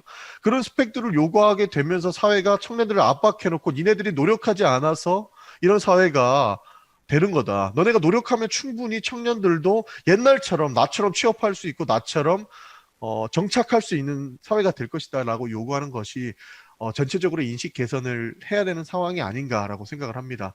사실 그 인식 개선만 가지고 되는 건 아니겠지만 우리가 다시 한번 청년 정책에 앞서서 새로운 시각으로 봐야 되는 것이 아닌가라는 생각을 먼저 들게 됩니다. 그리고 우리 장혜원 의원님께서도 말씀해 주셨는데요. 생애 주기의 패러다임을 전환을 해야 된다. 이런 좋은 말씀을 해주셨는데요. 청년들이 사실 이런 괴리감 때문에 많은 우울증을 느낀다고 해요. 얼마 전에 그 보건복지부 자료에서도 나왔는데요. 최근 1, 2년 중에 2주 이상 일상생활에 지장이 있을 정도로 슬프거나 절망의 감정을 느낀 적이 있다라고 하는 질문에서 사실 2010년대 초반 같은 경우에는 그래도 고령 인구가 많았는데 이제는 청년 인구가 더 많아지고 있다라는 거예요. 사실 이렇게 사회에서 청년들을 압박하고 뭐 토익이라든지 자격증이라든지 요구 조건이 많아지고 그것을 맞추기 위해서 아무리 노력해도 다른 사람들에 비해서 좀 더 못하는 것 같고 이런 생각이 들다 보니까 나는 30대 뭐 하고 있을까? 내가 40대는 뭐 하고 있을까? 50대에는 정말로 행복한 가정을 꾸려서 생활할 수 있을까? 에 대한 질문을 하게 되고 이 질문들이 결국에는 본인들을 우울하게 만든다라는 것이거든요. 그렇기 때문에 사실 생애 주기에 맞는 새로운 시각의 정책들이 나오지 않으면 이 사람들을 대변해주고 감싸 안아줄 수가 없다라는 말씀을 드립니다. 사실 뭐 저출산 문제 얼마 전에 굉장히 이슈가 되셨죠. 저출산 문제 사실 해결하기 저는 굉장히 쉽다라고 생각을 하기도 했었어요. 뭐 다 맞는 말은 아니지만 프랑스형 복지국가로 가서 정말로 뭐 예산이라도 더 줘서 뭐 출산을 해결한다 뭐 이런 얘기를 하고 싶은 건 아닌데 사실 그게 더 필요하다는 말을 하고 싶은 거예요. 프랑스형 복지국가로 가면은 뭐 출산하면은 출산료 뭐 수당도 있고 그다음에 키우는 수당에도 교육 수당도 해서 굉장히 많은 정책을 하고 있는데 세계적으로 선도하고 있는 것이 프랑스형 이런 정책이었거든요. 이게 왜 청년 정책에서 필요한가 보면 지금 많은 언론 사설 같은 데 보면 그동안 10년 동안 뭐 180조에 달하는 예산을 출산 지원금으로 줬는데도 불구하고 우리의 출산 정책은 실패했다라고 이야기를 합니다. 이거는 뭐 어느 정부든 똑같이 많은 예산을 출산 정책에 줬는데 똑바로 못해서 그런 겁니다. 똑바로 지원하지 못했기 때문이에요. 실제로 청년들한테 이런 수당들을 직접적으로 지원을 했다면 애기들 나오면은 애한테 쓰지 그게 딴 데 쓰겠냐고요. 근데 지금은 어떤 센터 설립해서 인건비 줘야 되고 이런 식으로 정책을 설계하고 다른 곳에 정책에 예산이 들어가고 하다 보니까 실질적으로 효과를 못 내고 있는 건데 이조차도 그 사실 청년들을 지원 대상으로 보지만 청년들을 믿지는 못하는 거예요. 믿지 못하고 정책 설계하다 보니까 문제가 생기는 겁니다. 사실 지난번에 경기도에서 제가 토론회를 나간 적이 있는데요. 어떠한 카드 형태로 청년 수당을 지급하면서 무슨 토론을 하고 있느냐. 청년들이 이걸로 담배 피거나 술 먹고 하기 때문에 자기 개발하는데 전혀 도움이 안 되기 때문에 이것은 철저하게 바우처 형태나 신용카드 형태로만 지급을 해서 이 사람들을 통제해야 된다라는 이야기를 하더라고요. 이것이 정책 설계자들의 입에서 나온 실제 토론 방식이었고 실제 이야기였습니다. 그때 제가 했던 이야기가 뭐였냐면요. 청년들이 술 먹으면 안 되나요? 담배 피면 안 되나요? 이것을 왜 재단에서 그들을 믿지 못하고 애초에 이상한 설계를 해가지고 그들을 재단에서 유도를 하느냐. 차라리 하지 말라고 교육을 시키거나 하지 말라고 알려준다면 그분들도 충분히 자신들이 판단하고 충분히 이용할 수 있는데 그것들을 정책 설계 과정에서 이것 걱정하고 저것 걱정하고 청년들을 믿지 못하는 정책으로 이야기를 한다면 이게 오히려 또 다른 오해를 말할 수 있는 것이다 라고 이야기를 한 적이 있거든요. 이것처럼 사실 청년들을 믿고 너네들이 말이 맞다. 니네들이 하는 것들을 믿고 있으니까 우리가 정책을 설계하는데 당신들이 이야기를 한번 해보고 니네들이 결정 과정에 들어와서 한번 이야기해봐라 라고 하는 이런 정책들이 필요하다라는 말씀을 드리고 싶습니다. 사실 준비한 것들이 여러 가지 있었는데요. 토론 발제를 좀 듣다 보니까 정말 필요한 이야기들이 무엇인가에 대해서 한번 더 고민하게 되어서 조금 더 추가를 했는데 주저리주저리 이야기했던 것 같아서 정말 죄송하다는 말씀을 먼저 드리고요. 어쨌든 청년들을 믿고 정책 설계하는 과정에서 많은 참여를 시키고 했으면 좋겠다라는 말씀 드리면서 토론을 마치도록 하겠습니다. 감사합니다. 네, 감사합니다. 전용기 의원님. 우리 그 청년 기본법을 통해서 청년 정책에 청년들이 스스로 청년이 만드는 그런 청년 정책이 수립될 가능성, 그런 긍정적인 기대를 많이 보여주셨고요. 저출산 고령 사회 저출산은 사실은 저희가 받은 성적표인 거죠. 우리 삶의 질이 얼마나 낮은가를 보여주는 성적표이고요. 출산율 높이는 거는 삶의 질이 높은 사회가 되면 출산율은 더불어 높아지는 거고 아마 정책의 목적도 우리 삶의 질을 전반적으로 높이는 그런 방향으로 가야 될 거라는 말씀을 하고 싶으셨을 거라고 제가 미루어 또 이렇게 한번 해석을 해봅니다. 네, 그러면 저희 이제 두 분의 토론을 더 남겨놓고 있습니다. 앞서서도 우리 의원님들 중에서 청년 당사자인 의원님들이 있으셨습니다만은 이분들만큼은 또 현장에서 우리 청년들하고 더 가깝게 일하시기 때문에 청년들의 시각을 더 진하게 전해주실 수 있을 것 같습니다. 우리 먼저 정보영 팀장님에게 다음 토론을 부탁드립니다. 네, 안녕하세요. 청년세대 노동조합 청년유니온에서 정책팀장으로 일하고 있는 정보영입니다. 반갑습니다. 네, 오늘 발제와 토론에 공감이 되는 부분도 많고 더 깊이 있게 토론하고 싶은 부분도 굉장히 많아서 준비한 토론의 양 많고 또 더 듣다 보니까 이야기 나누고 싶은 부분들이 굉장히 많은데 저에게 주어진 시간의 제한이 있기 때문에 축약해서 말씀드리도록 하겠습니다. 네, 좌장님께서 말씀해 주셨던 것처럼 저희가 이제 현장에서 활동을 하면서 발견하게 된 문제들 이런 것들 위주로 말씀을 드리도록 하겠습니다. 토론문은 청년연구센터 홈페이지에서 확인하실 수 있다고 합니다. 네, 첫 번째로는 정책 수요에 관련한 내용인데요. 앞서 김수영 교수님께서도 이제 정책에 대한 욕구와 실제 정책 사이의 딜레마에 대해서 말씀을 해주셨는데요. 저는 이 욕구와 정책 사이에 필요한 것은 어떤 정책 필요도만큼의 수요를 만들어내는 정치적인 과정이라고 생각을 합니다. 실제로 서울시에서 2020년 청년 마음건강 지원 사업을 했었는데 그걸 예로 들어보면요. 이제 서울시에서는 이제 1년에 4회 총 2,000명에게 심리상담 서비스를 제공하는 정책을 시도를 했습니다. 이제 4회로 나누어서 1회차에 500명 신청을 받으려고 이 신청을 열었더니 거의 1년을 계획한 인원에 가까운 1,500명이 첫 번째 신청에 몰린 겁니다. 이제 결국 코로나19의 확산의 심각성을 고려하여서 이제 긴급하게 신체 건강에 배정되어 있던 예산을 마음 건강으로 옮겨서 신청자 전원에게 정책을 제공하는 방향으로 변경을 했는데요. 이거는 이제 이러한 정책이 가능했던 것은 두 가지 정도의 이유를 생각해 볼 수 있습니다. 첫 번째로는 이제 서울 청년 정책 네트워크라고 하는 청년 참여제도에서 이제 다년간의 청년 마음 건강 지원에 대한 필요성을 여러 해 동안 이야기를 해왔고요. 그것이 설득되어서 실제로 정책 예산으로 편성되었기 때문에 이러한 정책이 가능했고 또 정책을 막상 열어보니 수요가 확인되는 경우도 있었던 겁니다. 그래서 이런 방식으로 높은 수요가 지금 당장은 존재하지 않는다고 하더라도 이제 발제에서 이야기해 주셨던 것처럼 코로나19라든지 이러한 사회 변화에 기반한 정책의 필요가 발견된다면 선제적으로 정책을 제안하고 시도하는 방식으로 정책 수요를 만들어낼 수 있는 정치적인 과정이 꼭 필요하다고 생각이 들었습니다. 네, 다음으로는 이제 청년 정책 방향성에 대해서 얘기해 주신 부분인데요. 저희 청년유니온에서는 이제 아르바이트를 하시다가 코로나19 관련해서 일을 그만두시게 된 청년 노동자들을 만날 기회가 있었습니다.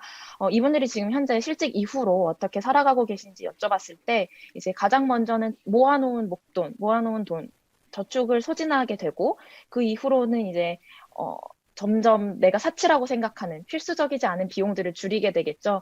그 이후에 마지막에는 관계에 대한 비용을 줄인다고 말씀을 해주셨어요. 그러니까 친구들에게는 코로나19 때문에 조금 위험할 것 같으니까 우리 다음에 보자라고 말을 하지만 실제로는 나가면 돈 쓰게 되니까라는 생각도 같이 있는 것이죠. 이렇게 정말 꼭 생존에 필요한 돈 이외에는 계속해서 줄여나가는 과정 중에 있다고 생각을 하는데요. 이건 이제 시간의 흐름에 따라 더 어려움이 증가하는 것이잖아요. 뿐만 아니라 예를 들어 군대에 있어서 지금 전역을 기다리고 있는 청년들이라던가 노동시장으로 진입해야 되는 상황일 텐데 대학생들의 경우에는 대외 활동이 대부분 취소되는 상황에서 학교를 다니기도 애매하고 학교는 또 온라인 수업을 다 하니까 학교를 다니기에도 애매하고 휴학하기도 애매한 이런 시기에 있는데 이들도 이제 학교를 다니게 되면 졸업을 해야 하는 시기가 다가오고 있습니다. 그래서 어쩌면 코로나19가 야기한 고용 위기의 문제는 이제 거의 시작 지점이지 않나. 이게 어떤 위기를 지난 시점이 아니라 더 지금 이제 본격적으로 문제가 드러날 시기가 아닌가 하는 생각이 듭니다. 그런데 이제 예산을 비교해 보면 작년에 비해 올해 오히려 취업 성공 패키지 같은 정책의 경우에는 신청할 수 있는 인원이 줄어들었습니다. 그렇기 때문에 이런 문제들을 고려했을 때 좀 더 예산을 투입해서 좀 더 너르게 많은 청년들에게 이러한 혜택이 갈 수 있도록 하는 고민이 좀 필요할 것이라는 생각이 듭니다. 마지막으로는 오늘 또 참여 권리 보장에 대한 이야기들이 또 많이 나왔잖아요.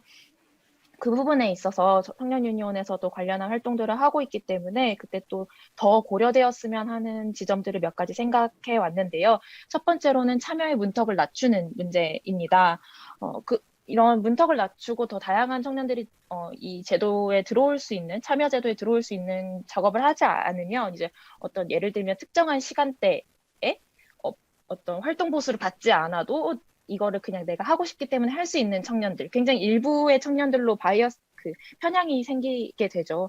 그렇기 때문에 누구나 예를 들면 최대한 많은 인원이 참여할 수 있는 시간대는 언제일까? 우리가 이 사람들의 시간을 이 제도가 활용하는 것인데 이것을 어떻게 보상할 수 있나 이런 것들이 다양하게 고민이 되어야 다양한 청년들이 이 정책 참여 과정에 들어올 수 있다라는 생각을 합니다. 실제로 청년 정책 추진단이 2020년에 처음 시도가 되었었는데요. 이제 대부분이 이제 대학생으로 구성이 되었다고 확인이 됩니다. 그래서 좀 더 다양한 청년, 예를 들면 뭐 대학에 진학하지 않는 청년들이라던가 이런 청년들에게도 뭐 정보라든지 문턱을 낮추는 방식으로 더 많은 참여를 유도할 수 있는 방법들이 반드시 고민되어야 한다고 생각을 합니다. 또 참여하는 청년의 현장 전문성을 인정해 주어야 하는 동시에 이 현장 전문성을 어떻게 내가 갖고 있는 내 삶의 문제를 어떻게 정책으로 만들어낼 수 있을지에 대한 어떤 정책을 만들어내는 과정에 대한 교육들이 같이 주어져야 한다는 이야기를 드리고 싶고요. 마지막으로는 이게 예산을 편성하는 정책의 문제로 가다 보니까 그 예산을 편성하는 그 과정 중에 이제 아이디어를 토론하고 우리가 이런 정책이 필요할 것 같아요. 이렇게 말하는 과정이 더 중시되기보다는 제안을 받은 다음에 이 정책을 그래서 공공의 언어로서 이거를 정책을 실현할 수 있을지 없을지 평가받는 과정이 될 위험성이 있습니다. 그렇기 때문에 실질적인 참여 경험을 어떻게 제공할 수 있을지에 대한 고민도 반드시 필요하다고 말씀을 드리고 싶습니다. 네, 제가 좀 각각 발제문 보면서 들었던 생각들을 말씀을 드렸는데요. 더 이야기는 이제 종합토론 시간에 나누어 보면 좋을 것 같습니다. 네, 감사합니다. 네, 감사합니다. 정보영 팀장님, 지금 지정토론 마쳐주셨고요. 결국은 이제 욕구와 정책 사이의 간극을 무엇으로 조금 더 좁힐 수 있을 것인가, 결국은 이제 정책을 정책화하는 과정에서의 어떤 청년에 대한 참여 또는 청년들이 또 그 참여를 하는 데 있어서도 참여의 조건들을 현실화시킬 수 있는 그런 방안들, 뭐 이런 것들을 다양하게 말씀해 주셨습니다. 네, 오늘 지정 토론의 마지막 순서가 되겠습니다. 우리 조은주 사무국장님을 모시고 네, 또 다른 청년의 이야기를 좀 들어볼까요? 네, 토론 부탁드립니다. 네, 안녕하세요. 저는 청년신협추진위원회에서 사무국장을 하고 있는 조은주라고 하고요.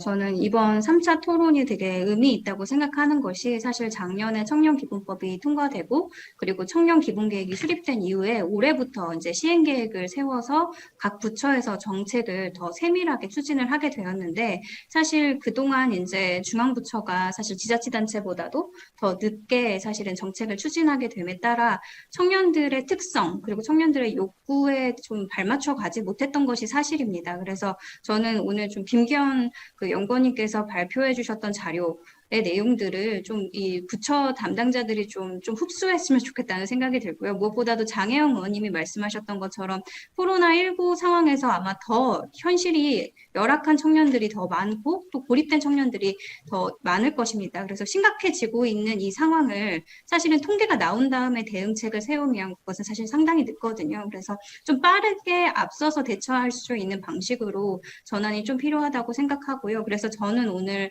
좀 삶의 질을 이야기하기 이전에 삶의 존엄, 삶의 격에 대한 좀 이야기를 하고자 합니다. 그래서 토론문 중심으로 좀 빠르게 이야기 드리도록 하겠습니다. 사실은 앞선 이제 발제에서 청년들이 생각하는 행복의 조건 1위가 재산 경제력으로 나왔는데요. 사실 그렇게 나온 이유가 왜 그렇게 나왔을까 고민을 좀 하다 보면, 사실 격차 사회를 살아가는 청년들이 겪고 있는 그런 불평등 문제, 이 문제하고 상당히 맞닿아 있다고 생각을 하는데요. 사실 IMF 외환위기 이후 노동시장의 극심한 이중 구조로 인해서 사실은 정규직과 비정규직 간의 양극화는 더욱 심화되었습니다.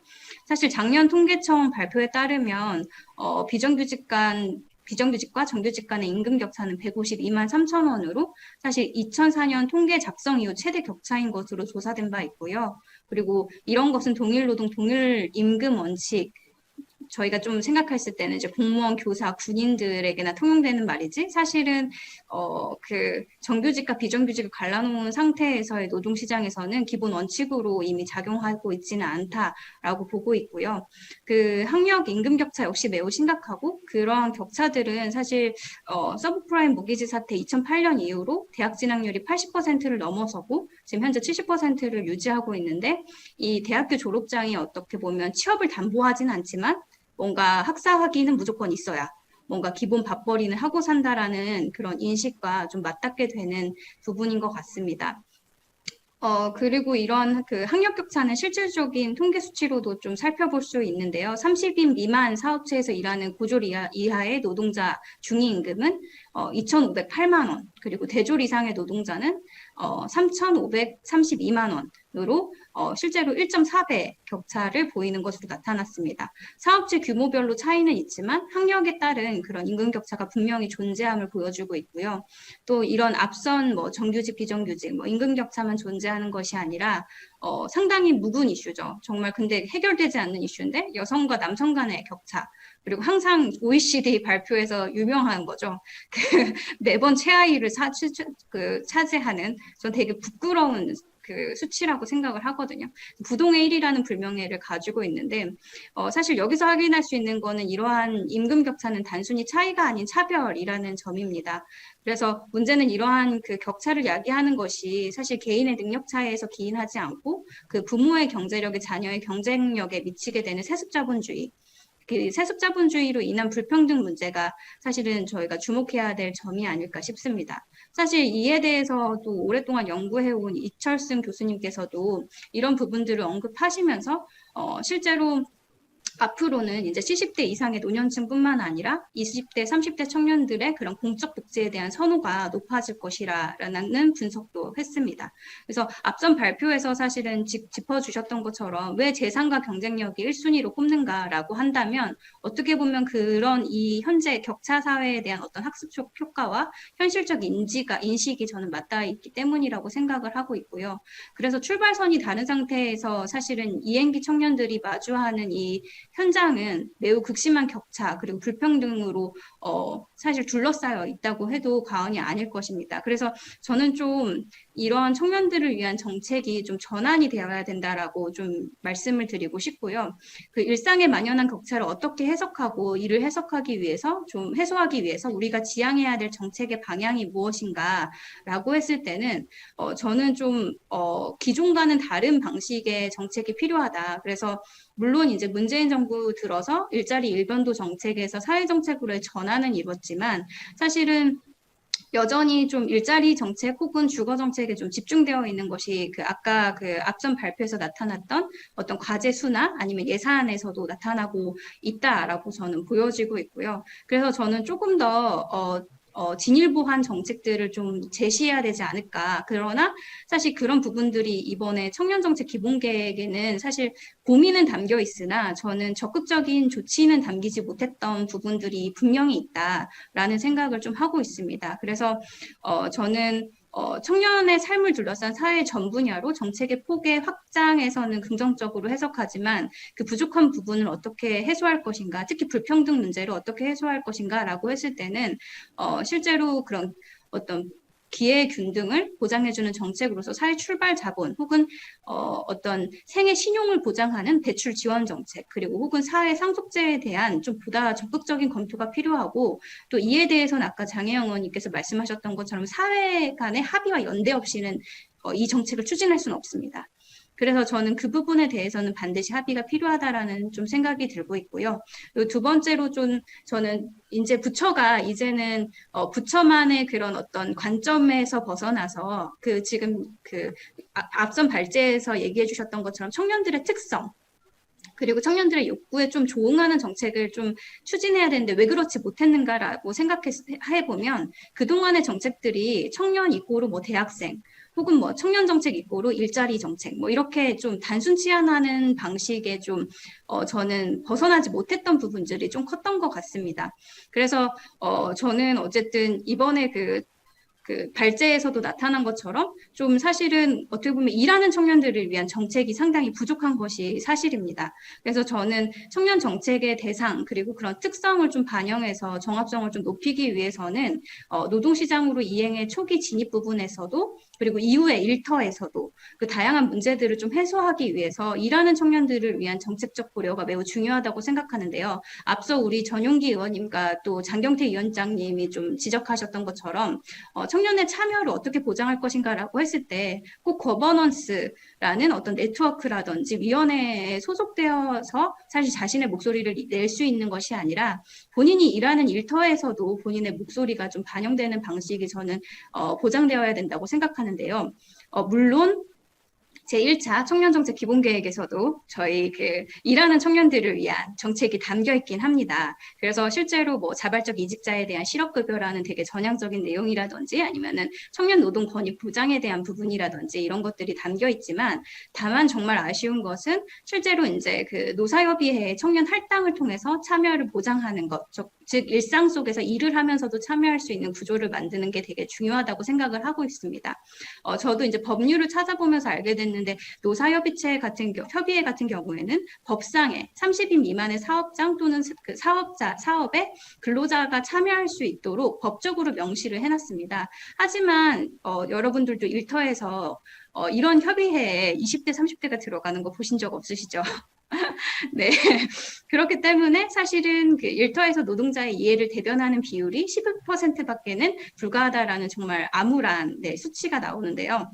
그렇다고 이것과 관련해서 대통령직 속 그 경제사회 노동위원회에서도 사실은 10월에 근로자 대표 제도 개선을 통해서 이런 취약 근로자의 이익 보호와 사업장 내에 민주적이고 매우 안정적인 노사관계의 전환의 계기를 만들고자 협의를 한 바가 있지만 사실은 이런 할당에 대한 논의는 적극적으로 이루어지지 않았던 것 같습니다.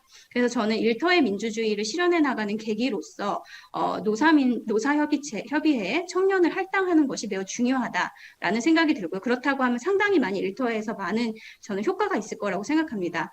예를 들면 직장 내 괴롭힘이나 성폭력 문제가 발생한다 하더라도 그 문제를 사후 대처하는 데도 분명히 방식이 달라질 것이고요. 사전적 예방 조치 또한 저는 다른 방식으로 전개가 될 것이라는 생각이 듭니다. 그래서 다시 한 번 더 강조드리고 싶은 것은 청년 당사자의 참여를 일상에서 보장하는 것이 가장 중요하다. 그래서 법제도가 잘 마련되어 있어도 결국엔 그 법제도를 구현하는 건 사람이기 때문에 그 사람이 일상 속에서 참여할 수 있는 보장 방식을 좀 더 고민해 봤으면 좋겠다라는 말씀을 드리고 싶습니다. 그리고 마지막으로 저는 말씀드리고 싶은 것은 제가 아무튼 발딛고 있는 곳이 청년신협추진위원회인데요. 이게 그 청년들을 위한 사회연대 은행을 좀 만드는 일이기도 합니다. 근데 제가 왜 갑자기 이런 얘기를 하냐면 사실은 아까 코로나19 그 얘기를 하시면서 청년들의 부채가 너무 이제 과중하게 쌓이는 문제가 되게 중요하다라고 했는데요. 저는 사실 이게 그 정부가 그 정책의 패러다임을 전반적으로 재고해야 된다라고 생각하는 것이 사실은 교육과 관련해서 학자금 대출 그리고 학자금 대출을 지원하는 것이 상당히 청년들이 제일 많이 접하고 체감하는 정책 중에 하나이지만 사실은 그거로부터 빚을 지고 20대, 30대를 시작하게 됩니다. 그리고 학자금 대출로 끝나는 것이 아니라 생활비 그리고 주거비 대출을 받게 되죠. 그래서 그 작년에 이제 그 가계금융복지조사에 따르면 사실 30대 이하 청년들의 부채 보유액은 가구당 9,117만 원으로 나타났고 더 큰 문제인 것은 사실은 이런 담보대출이나 신용대출 중심으로 그 금융부채 중심으로 이루어져 있다는 것입니다. 그리고 더 주목할 만한 것은 자영업자 가구보다 청년들이 실제로 가계의 그 재무 건전성 비율이 매우 좋지 않은 것으로 나타났거든요.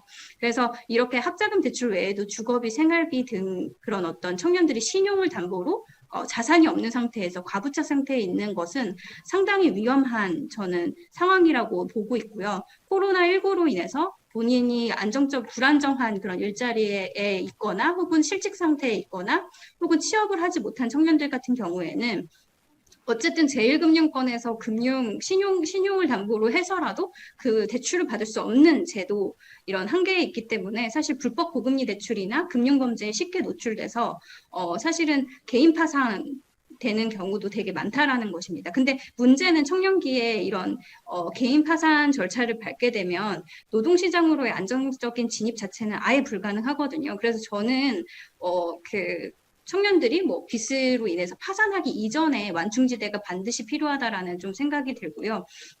그렇기 때문에 저는 청년기본법 이후에 특별법을 제정한다고, 하위법을 제정한다고 하면 청년부채 경감 특별법 제정이 필요하다라고 생각합니다. 한시적인 조치라 하더라도 현재 빚을 지게 한 그 사람들이 누구인가라고 했을 때는 저는 정책 결정권자도 거기서부터 자유롭지 못하다라고 생각을 하고 있고요. 그래서 특별법의 주요 내용에는 청년들이 적어도 파산으로 가지 않도록 채무 조정 및 채무 면책에 대한 사항이 좀 들어가야 된다 생각하고 있고, 그리고 채무자 대리인을 지원해서 실제로 과채무 청년들이 본인이 직접 그런 어떤 채권자로부터의 전화를 받거나 뭐 이런 것들을 본인이 직접 받지 않고 변호사가 좀 합의하도록 한다든지, 그리고 또 신용 위기 회복을 위한 생계비 지원 같은 것들이 저는 필요하다고 생각을 하고 있습니다. 그래서 빚쟁이로 시작한 청춘이 언제 끝나나요라는 그런 물음에 우리 사회가 약탈적 금융을 용인하고 빚을 더하는 방식으로 저는 응답했다고 생각하고 있고요. 그 결과로 청년들의 삶의 경고등이 켜졌음에도 불구하고 그거에 대한 마땅한 대응책을 저는 지금 대응하지 못하고 있다고 생각을 하고 있습니다. 그래서 당장의 위기에선 청년들의 금융 채무 문제를 해결하기 위해서라도 그 정책적 지원과 금융 안전망도 되게 중요하지만, 저는 빚을 지지 않고도 살 수 있는 사회적 변화를 어떻게 만들 것이냐, 그런 것들에 조금 더 집중해서 우리가 논의하고 정책적 수단을 마련해야 될 때가 아닐까 싶습니다. 네, 이상입니다. 네, 우리 조은주 국장님, 감사합니다.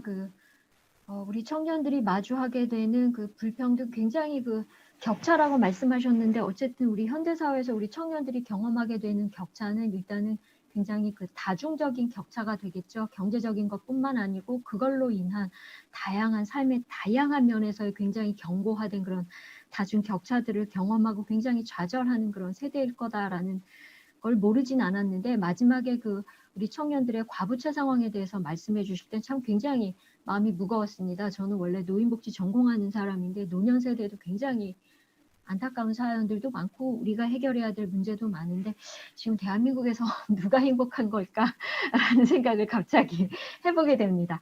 그래서 오늘 우리 한국 청년을 말하다 우리 대한민국의 청년들은 무엇을 원하는가라는 것을 주제로 우리 김기헌 박사님께서 해주신 귀한 발제에 우리 6명의 토론자들께서 본인들의 경험과 또 전문성에 근거한 굉장히 귀한 지정 토론을 해주셨습니다.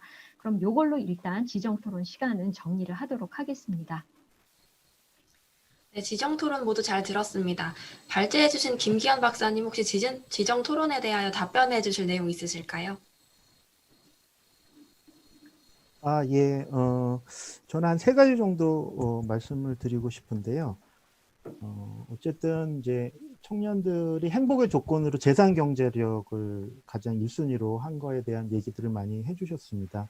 근데 저는 이제 이 부분에 대한 해석을 결국 우리 사회가 청년들로 하여금 재산과 경제력을 가장 중요한 행복 요인을 만든 것이 아닌가라고 생각을 했고, 그 원인을 그 결과로서 어떤 소득 격차라고 하는 문제가 자리 잡고 있다라고 생각을 했습니다. 그래서 사실은 이제 조은주 국장님 얘기하신 거 거의 비슷한 생각으로, 그렇다면 소득 격차를 완화하는 정책이 가장 중요한 게 아닌가, 그런 시사점을 준다라고 생각을 했었는데, 김수영 교수님이나 혹은 이제 정보영 팀장이 얘기하신 것처럼 그런 맥락으로 해석하는 것뿐만 아니라 실제로 청년들의 요구라고 하는 것과 그거를 정책에 반영하는 과정에서 나타날 수 있는 괴리나 불일치 문제도 우리가 생각을 해야 한다. 그러면 이걸 어떻게 해결하지? 그거를 이제 정보영 팀장님은 정치라는 얘기를 해주신 것 같아요. 정치를 통해 해결해야 되는데, 이 정치라고 하는 것에 이제 김수영 교수님 얘기하신 것 같은 어떤 좀 비전과 같은 부분을 담아낼 수 있는 그 워딩이 저는 연대인 것 같습니다. 이건 장혜영 위원님도 얘기를 해주신 거고요.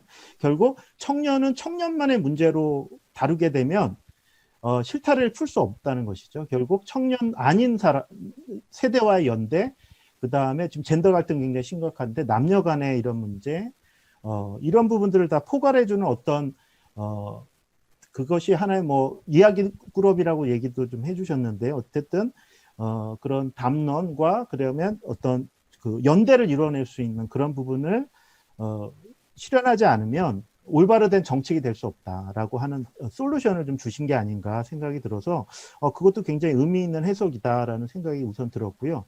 두 번째는 이제 참여 관련된 부분, 권한 강화도 이제 포함되는 부분일 것 같은데 장경태 의원님이나 전용기 위원님이 청년 있는 정책으로 바뀌었다라고 하는 부분인데 그 부분에 대해서 사실은 정보행팀장이 얘기하신 두 가지 문제가 여전히 있는 것 같아요. 하나는 참여 문턱이 좀 높다는 거죠. 왜냐하면 뭐 각종 위원회를 아무리 청년을 많이 넣는다고 해서 중앙부처든 지자체든 한계가 있을 수밖에 없거든요. 소수에 불과할 수밖에 없기 때문에 어떻게 참여 문턱을 낮추지 하는 문제가 하나 있을 것 같고 또 한 가지는 이제 다원화 문제죠. 사실은 사각지대나 정말 어려움을 필요한 사람들이 목소리를 낼 수 있는 기회를 못 갖는 문제죠.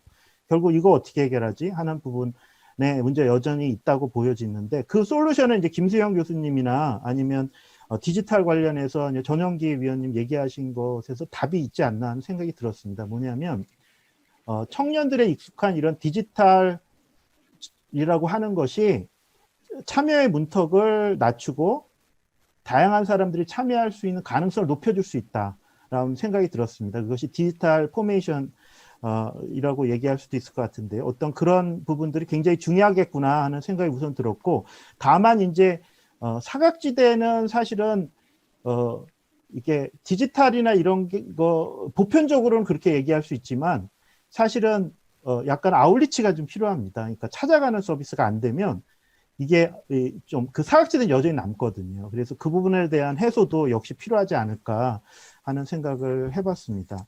그리고 마지막으로는 저희 조사 관련된 문제일 수도 있고 이제 청년의 워딩으로 또는 청년의 실태를 정확히 파악하기 위해서는 청년에 맞는 청년 감수성을 동반하는 그런 조사가 좀 이루어져야 되겠다 생각을 했어요. 왜냐하면 화목한 가정 아까 얘기하셨는데 저도 생각해 보니까 왜 이걸 넣었지? 이게 스위트홈 이거 굉장히 중요하다고 생각하고 앞으로도 중요할 거라고 생각한 것 같아요. 제가 이 문항을 만든 입장에서 봤을 때 반성을 좀 하는 계기가 됐고요. 다행스럽게 이제 올해 뭐 조사가 새로 할 것 같습니다. 그때는 약간 청년의 워딩으로 한번 포착해 볼 수 있는 질문을 반드시 넣어서 이게 다르구나. 이야기가 다른 이야기를 하고 있구나라는 것을 좀 파악을 하는 좀 작업을 오래 하겠다는 말씀 좀 드리고 싶고요. 그 다음에 2019년도 결과다 보니까 코로나19 반영이 좀 안 된 부분이 있는데 어쨌든 작년 데이터가 그 통계청의 그 통계법에 따르면 공표를 못하게 돼 있어요. 그래 자료는 있지만 분석을 제가 못했는데 올해 아마 작년 데이터 분석이 가능할 것 같습니다. 그러면 이 코로나가 어떻게 좀 영향을 미쳤지? 이 부분을 좀 파악할 수 있지 않을까? 그런 부분을 좀 보강해 나갈 수 있지 않을까라는 말씀을 좀 드릴 수 있을 것 같습니다.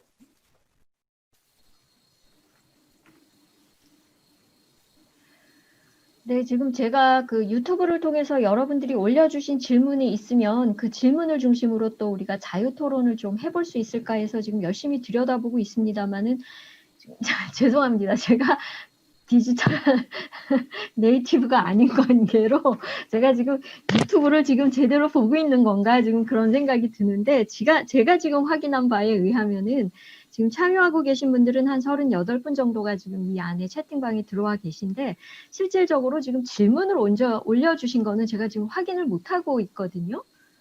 예, 질문이 없으신 거 같으세요. 그래서 혹시 지금 우리 그 토론하시는 선생님들 중에서 아마 그 다른 토론을 해주셨던 분들에게 또 질문을 던지고 싶으시다거나 또는 다른 토론자나 또는 우리 그 발제해주신 우리 김기현 박사님에게 또 확인하고 싶으신 그런 내용들이 있으실 것 같아요.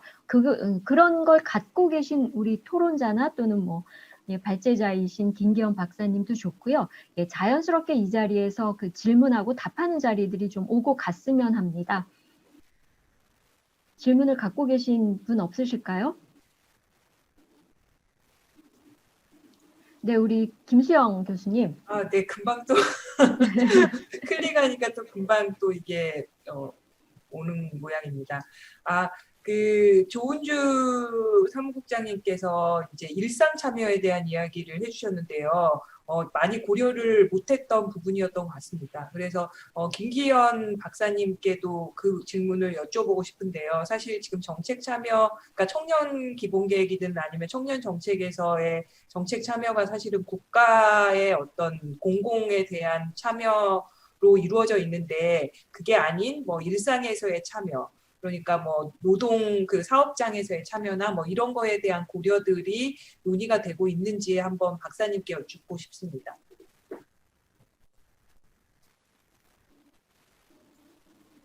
예, 우선은 앞서 이제 조은주 위원님 얘기해 주셨는데 저희가 기본 계획에 일자리 내에서 사내 민주화 이게 이슈가 굉장히 사실 큽니다.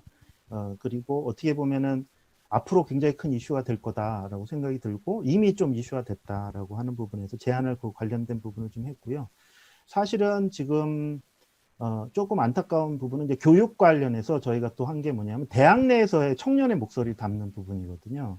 그래서 아시겠지만은 코로나19 때문에 연초에 아마 기억하실 겁니다. 아마 그 등록금 환불 관련된 부분들을 했지만 사실 등록금 관련된 위원회에 청년들의 목소리가 좀 담기가 어려운 구조로 돼 있습니다. 향후에 좀 바꿔나가겠지만 뭐 그것뿐만이 아니라 사실은 이제 고등학교 이슈 같은 것들이 대학 내에서도 좀 있거든요. 왜냐면 기숙사 생활 같은 데서 자율성이 거의 없거나 예를 들면 저녁 시간 규제라든지 뭐 여러 가지 부분들이 있는데 대학 부분에서의 그런 부분도 청년의 목소리를 좀 담아내는 것이 좀 필요하지 않을까 싶고요. 그 다음에 사실은 지역사회 같은 데도 뭐 아실 거예요. 여기 아파트 같은 데 보면은 이제 그 아파트 관리하는 관련된 주민 기구들이 있지 않습니까? 이제 그런 데에도 청년이 없는 것 같아요. 근데 청년들이 많이 또 살아가고 있거든요.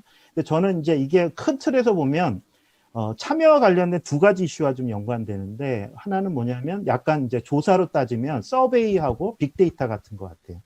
저는 그래서 우리나라는 빅데이터 같은 게 잘 없고 이제 서베이 이제 시작하는 것 같아요. 서베이가 대표성 있는 거 아니겠습니까? 그걸 이제 무슨 위원회 청년 비율을 할당한다든지 하는 식으로 어느 정도는 그런 걸 갖춰가려고 하는 것 같은데 이제 빅데이터 쪽이 좀 약한 것 같습니다. 결국 생활 전반에서 다양한 영역에서 청년의 목소리가 좀 담겨야 되는데 저는 이제 가장 현안은 일자리, 그러니까 회사 안에서 좀 약간 청년의 목소리가 담기는 게 필요하다 생각이 들고 또 한 가지는 대학교 특히 대학교 같은 데서 어떤 청년들의 참여를 높이는 게 중요하다 이런 생각을 하고 있습니다. 저는 뭐 제가 지금은 자자이라서 좀 질문을 드리는 게 좀 적절한지는 모르겠습니다만은 저는 그런 고민도 좀 들어요. 우리 청년들의 경우에 저희가 2차 포럼 때 그 서울대학교에 사회학과에 계신 그 김 교수님을 갑자기 그 성함이 생각이 안 나는데요. 김홍준 교수님을 모시고 들었을 때 우리 청년들이 그야말로 욕망하는 덩어리들로 각자 존재하는 것 같지만 굉장히 중요한 이슈에 대해서는 가상공간을 중심으로 아주 진한 연대의 모습을 보여주는 그런 이중적인 걸 확인할 수 있었다 이런 말씀을 해주셨는데 지금 저희가 계속 강조했던 것 중에 하나가 연대, 공론. 그런데 이게 청년 간의 연대가 아니고 그야말로 이제는 청년의 문제로 고립시키지 않는 전 세대를 아우르는 그래서 연대 역시도 세대를 넘어선 지금 연대에 대해서 지금 우리가 논의하고 있거든요. 근데 청년들은 각자 흩어졌다가도 이 가상 공간 안에서의 그 공론의 자는 형성할 가능성들이 높습니다. 그런데 이게 세대를 넘어선 그야말로 연대가 되려면 이런 가상 공간 안에서의 공론에 다른 제너레이션들도 같이 참여할 수 있다면 이게 훨씬 더 활성화가 될 텐데 노인 전공하는 저의 입장에서 보면 그럴 가능성은 굉장히 낮다는 거거든요. 특히나 어르신들은 이런 새로운 어떤 디지털 시대에 적합한 방식의 가상 공론의 장에 참여하셔서 그야말로 세대를 아우르는 이런 어떤 연대들을 만들어내고 논의할 수 있는 구조로부터 또다시 소외될 가능성이 굉장히 높은 게 아닌가라는 그런 좀 우려가 듭니다. 그래서 뭐 그런 것도 우리가 또 극복해야 될 새로운 그 과제 중에 하나가 아닐까라는 그런 생각이 들어서 제 우려를 조금 더 말씀을 드려봤고요. 지금 김수영 교수님 질문에 이어서 또 우리 전용기 의원님 질문 있으시죠? 네. 네, 그 질문은 아니고요. 아까 전에 제가 너무 준비되지 않은 상황에서 이야기를 하다 보니까 조금 횡설수설한 것 같아가지고 그 조금만 정리를 해주시면 우리 김혜주 교수님께서 잘 정리를 해주셨는데요. 결국에는 뭐 저출산이라든지 뭐 다양한 예를 들었잖아요. 이제 결국에는 우리 청년들이 참여가 이제 결국에는 그 청년 기본보위 생기면서 많이 늘어났으니까 그래도 우리 그 전체의 청년들을 믿고 정책을 설계하는 과정에서 우리가 좀 더 추가적으로 그 사람들의 목소리를 더 많이 듣고 한번 믿고 정책을 설계해보자라는 말을 드리고 싶었다라는 것을 조금 추가적으로 드리고 싶어서 이렇게 그냥 마지막으로 말씀드렸습니다. 네, 감사합니다. 예, 저희가 한 10분 정도의 시간을 더 갖고 있는데요. 예, 계속해서 제가 유튜브 방을 확인해 보건데 지금 실시간으로 올라오는 다른 질문들은 없으시고요. 우리 정보영 팀장님 질문 있으십니다. 네, 질문이라기보다는 나눠주신 네. 이야기의 의견을 먼저 보고자 하는데요. 네, 저는 청년 정책이 어떤 다른 세대와의 배타적인 관계를 형성하는 정책이라기보다 어떤 면에서는 선제적으로 시도해 볼 수 있는 정책 실험의 장이 될 수도 있다고 생각을 합니다. 예를 들어서 좀 전에 말씀드렸던 마음건강 지원 사업의 경우에는 정말로 이 코로나로 인해서 고통스러운 것이 아까 누가 도대체 행복한 거냐라는 말씀도 해주셨지만 청년만이 괴로운 것은 당연히 아닌 거잖아요. 네, 뭐 사업장이라든지 뭐 굉장히 고통받는 곳들이 많은데 이렇게 먼저 시도해보고 확인해보고 정책 영역을 넓혀가는 과정들도 얼마든지 가능하다는 생각을 합니다.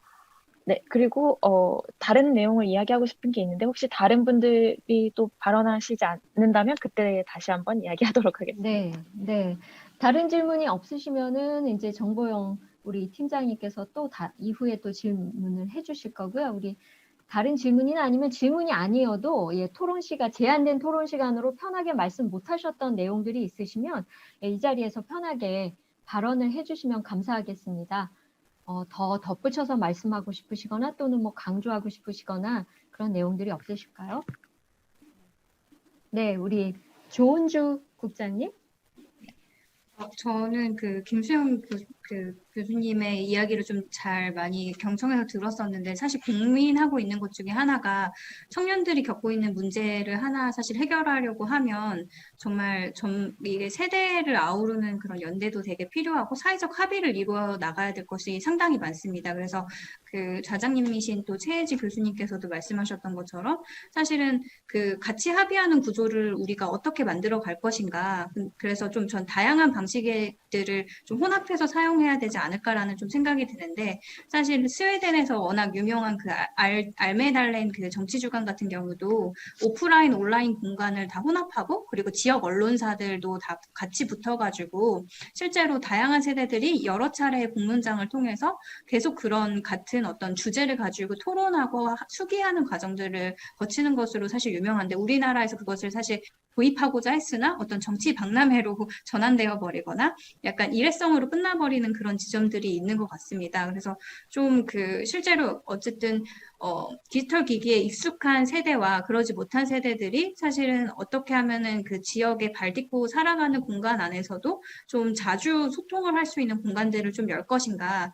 사실은 주민자치회나 이런 곳에서도 공간이 열려서 요즘엔 젊은 20대, 30대 층이도 청년의 그런 이슈와 맞물려서 뽑고 있긴 하나 사실 그 20대, 30대가 한두 명 들어가서 거기 안에서 사실은 목소리를 내기는 상당히 어려운 구조를 가지고 있고 물론 주민자치회라든지 아니면 그 안에 뭐 통반장이라든지 아니면 아파트 안에서 본인의 목소리를 좀 일상에서 참여하는 경험들을 좀 갖게 하는 게 되게 중요한데 좀 여전히 좀 한계는 있는 것 같습니다. 그래서 저는 좀 그 김수영 교수님께서 말씀해 주셨던 것처럼 좀 이제는 좀 소통의 방식에 있어서도 뭐 온라인이다, 오프라인이다, 막 이렇게 양분화되기보다는 좀 그런 것들을 좀 혼합해서 계속 공론장을 좀 열 수 있는 방식들을 좀 고민해봐야 되지 않을까라는 생각이 들고 또 아마 그런 과제들은 이제 여기 참여해주고 계신 정치인 분들께서도 또 많이 열어주셔야 되지 않을까. 네, 그래서 뭔가 이런 자리에도 저는 뭔가 그 예전에 세대 연찬회 뭐 이런 데를 초청받은 적이 있는데요. 막 60대 분들이 시니어더라고요. 근데 막 그래서 80대 분들까지 해서 같이 막 논의를 해본 적이 있는데 1박 2일 동안 정말 새로운 경험이었고 그리고 저희의 얘기에 너무 궁금한 퀘스천을 가지고 이렇게 질문해 주시는 어르신들을 보면서 아, 이게 엄마 아빠랑은 소통이 안 되는데 그 외의 분들하고는 다 소통이 되는구나라는 것을 좀 저는 경험으로 느꼈거든요. 그래서 좀 세대 간 연차내라는 게 저희 세대한테는 익숙하진 않는데 뭔가 그런 방식에 대한 고려들이 좀 이루어져야 되지 않을까라는 생각이 듭니다. 그리고 또 말씀드리고 싶은 건 저는 일자리랑 관련해서는 세대 간의 갈등보다는 그 일자리 총량서를 좀 깨고 좀 그 전 노인 세대나 청년 세대가 같이 좀 상생할 수 있는 방법에 대한 고민을 이제부터 본격적으로 논의해야 되지 않을까 싶고 그런 장을 네, 정치인 분들께서 많이 만들어 주셨으면 좋겠습니다. 네, 우리 장혜영 의원님하고 지금 김수영 교수님께서 또 간단히 해주실 말씀이 있으실 것 같은데요. 김수영 교수님 먼저 하시고 그다음에 우리 장혜영 의원님이 해주시면 되겠습니다. 네, 시간이 조금밖에 안 남아서 그냥 간단히만 말씀드리면 사실 지금의 사회적인 연대를 과거의 사회정책의 방식으로는 불가능하다고 보고요. 왜냐하면 그때는 집합이 뭐 계급이나 이런 모든 것들이 동일한 집단 상황에서의 동일화 방식으로서의 연대를 말했다면 현대사회에서는 다양성을 중요시하거든요. 그리고 지금의 청년들도 각자의 방식으로서의 컬트의 문화를 가지고 있습니다. 그러니까 페미니즘이든 뭐든 어쨌든 다양한 방식의 자기의 컬트 문화를 가지고 있는 상황에서 연대라고 한다면 그거는 동일한 목소리를 취합하는 방식은 아니고요. 그것은 그 네트워크에서 이제 그 노드라는 게 있고 점들이 있고 그 점들을 연결하는 링크가 있는 게 네트워크 사회의 모습이잖아요. 그래서 지금의 사회에서는 이 다양성을 깨거나 동일화하라는 방식이 아니라 링커들, 그러니까 네트워커들을 마련해야 하거든요. 그러니까 동일한 담론과 언어를 사용하는 게 아니라 다른 사람의 언어를 이해할 수 있는 번역가들이 많이 필요한 거예요. 그러니까 그 각각의 집단들을 오가면서 번역해 줄 수 있는 존재들이 필요한 거고 그것을 고민하면서의 방식들이라고 하면 사실 사회복지에서 계속 네트워킹, 네트워커, 뭐 사례 관리자 이런 이야기들을 하는데 그런 과정에서는 사실 전문가들이 굉장히 중요합니다. 그러니까 사실 독일이나 많은 노사정 합의가 가능했던 것은 그 집단의 타 집단과 협상할 수 있는 전문가 집단과 논의가 가능한, 그러니까 타인의 언어, 경영자의 언어를 이해하고 혹은 경영자 쪽에서는 노동자의 언어를 이해할 수 있는 링커들이 합의를 해가는 과정이 있었거든요. 그래서 그 전체 집단만이 아니라 그 집단들 사이에서의 전문가들이 합의에 굉장히 중요한 키워드가 될 것이다라고 말씀드리고 싶습니다. 네, 감사합니다. 장 의원님.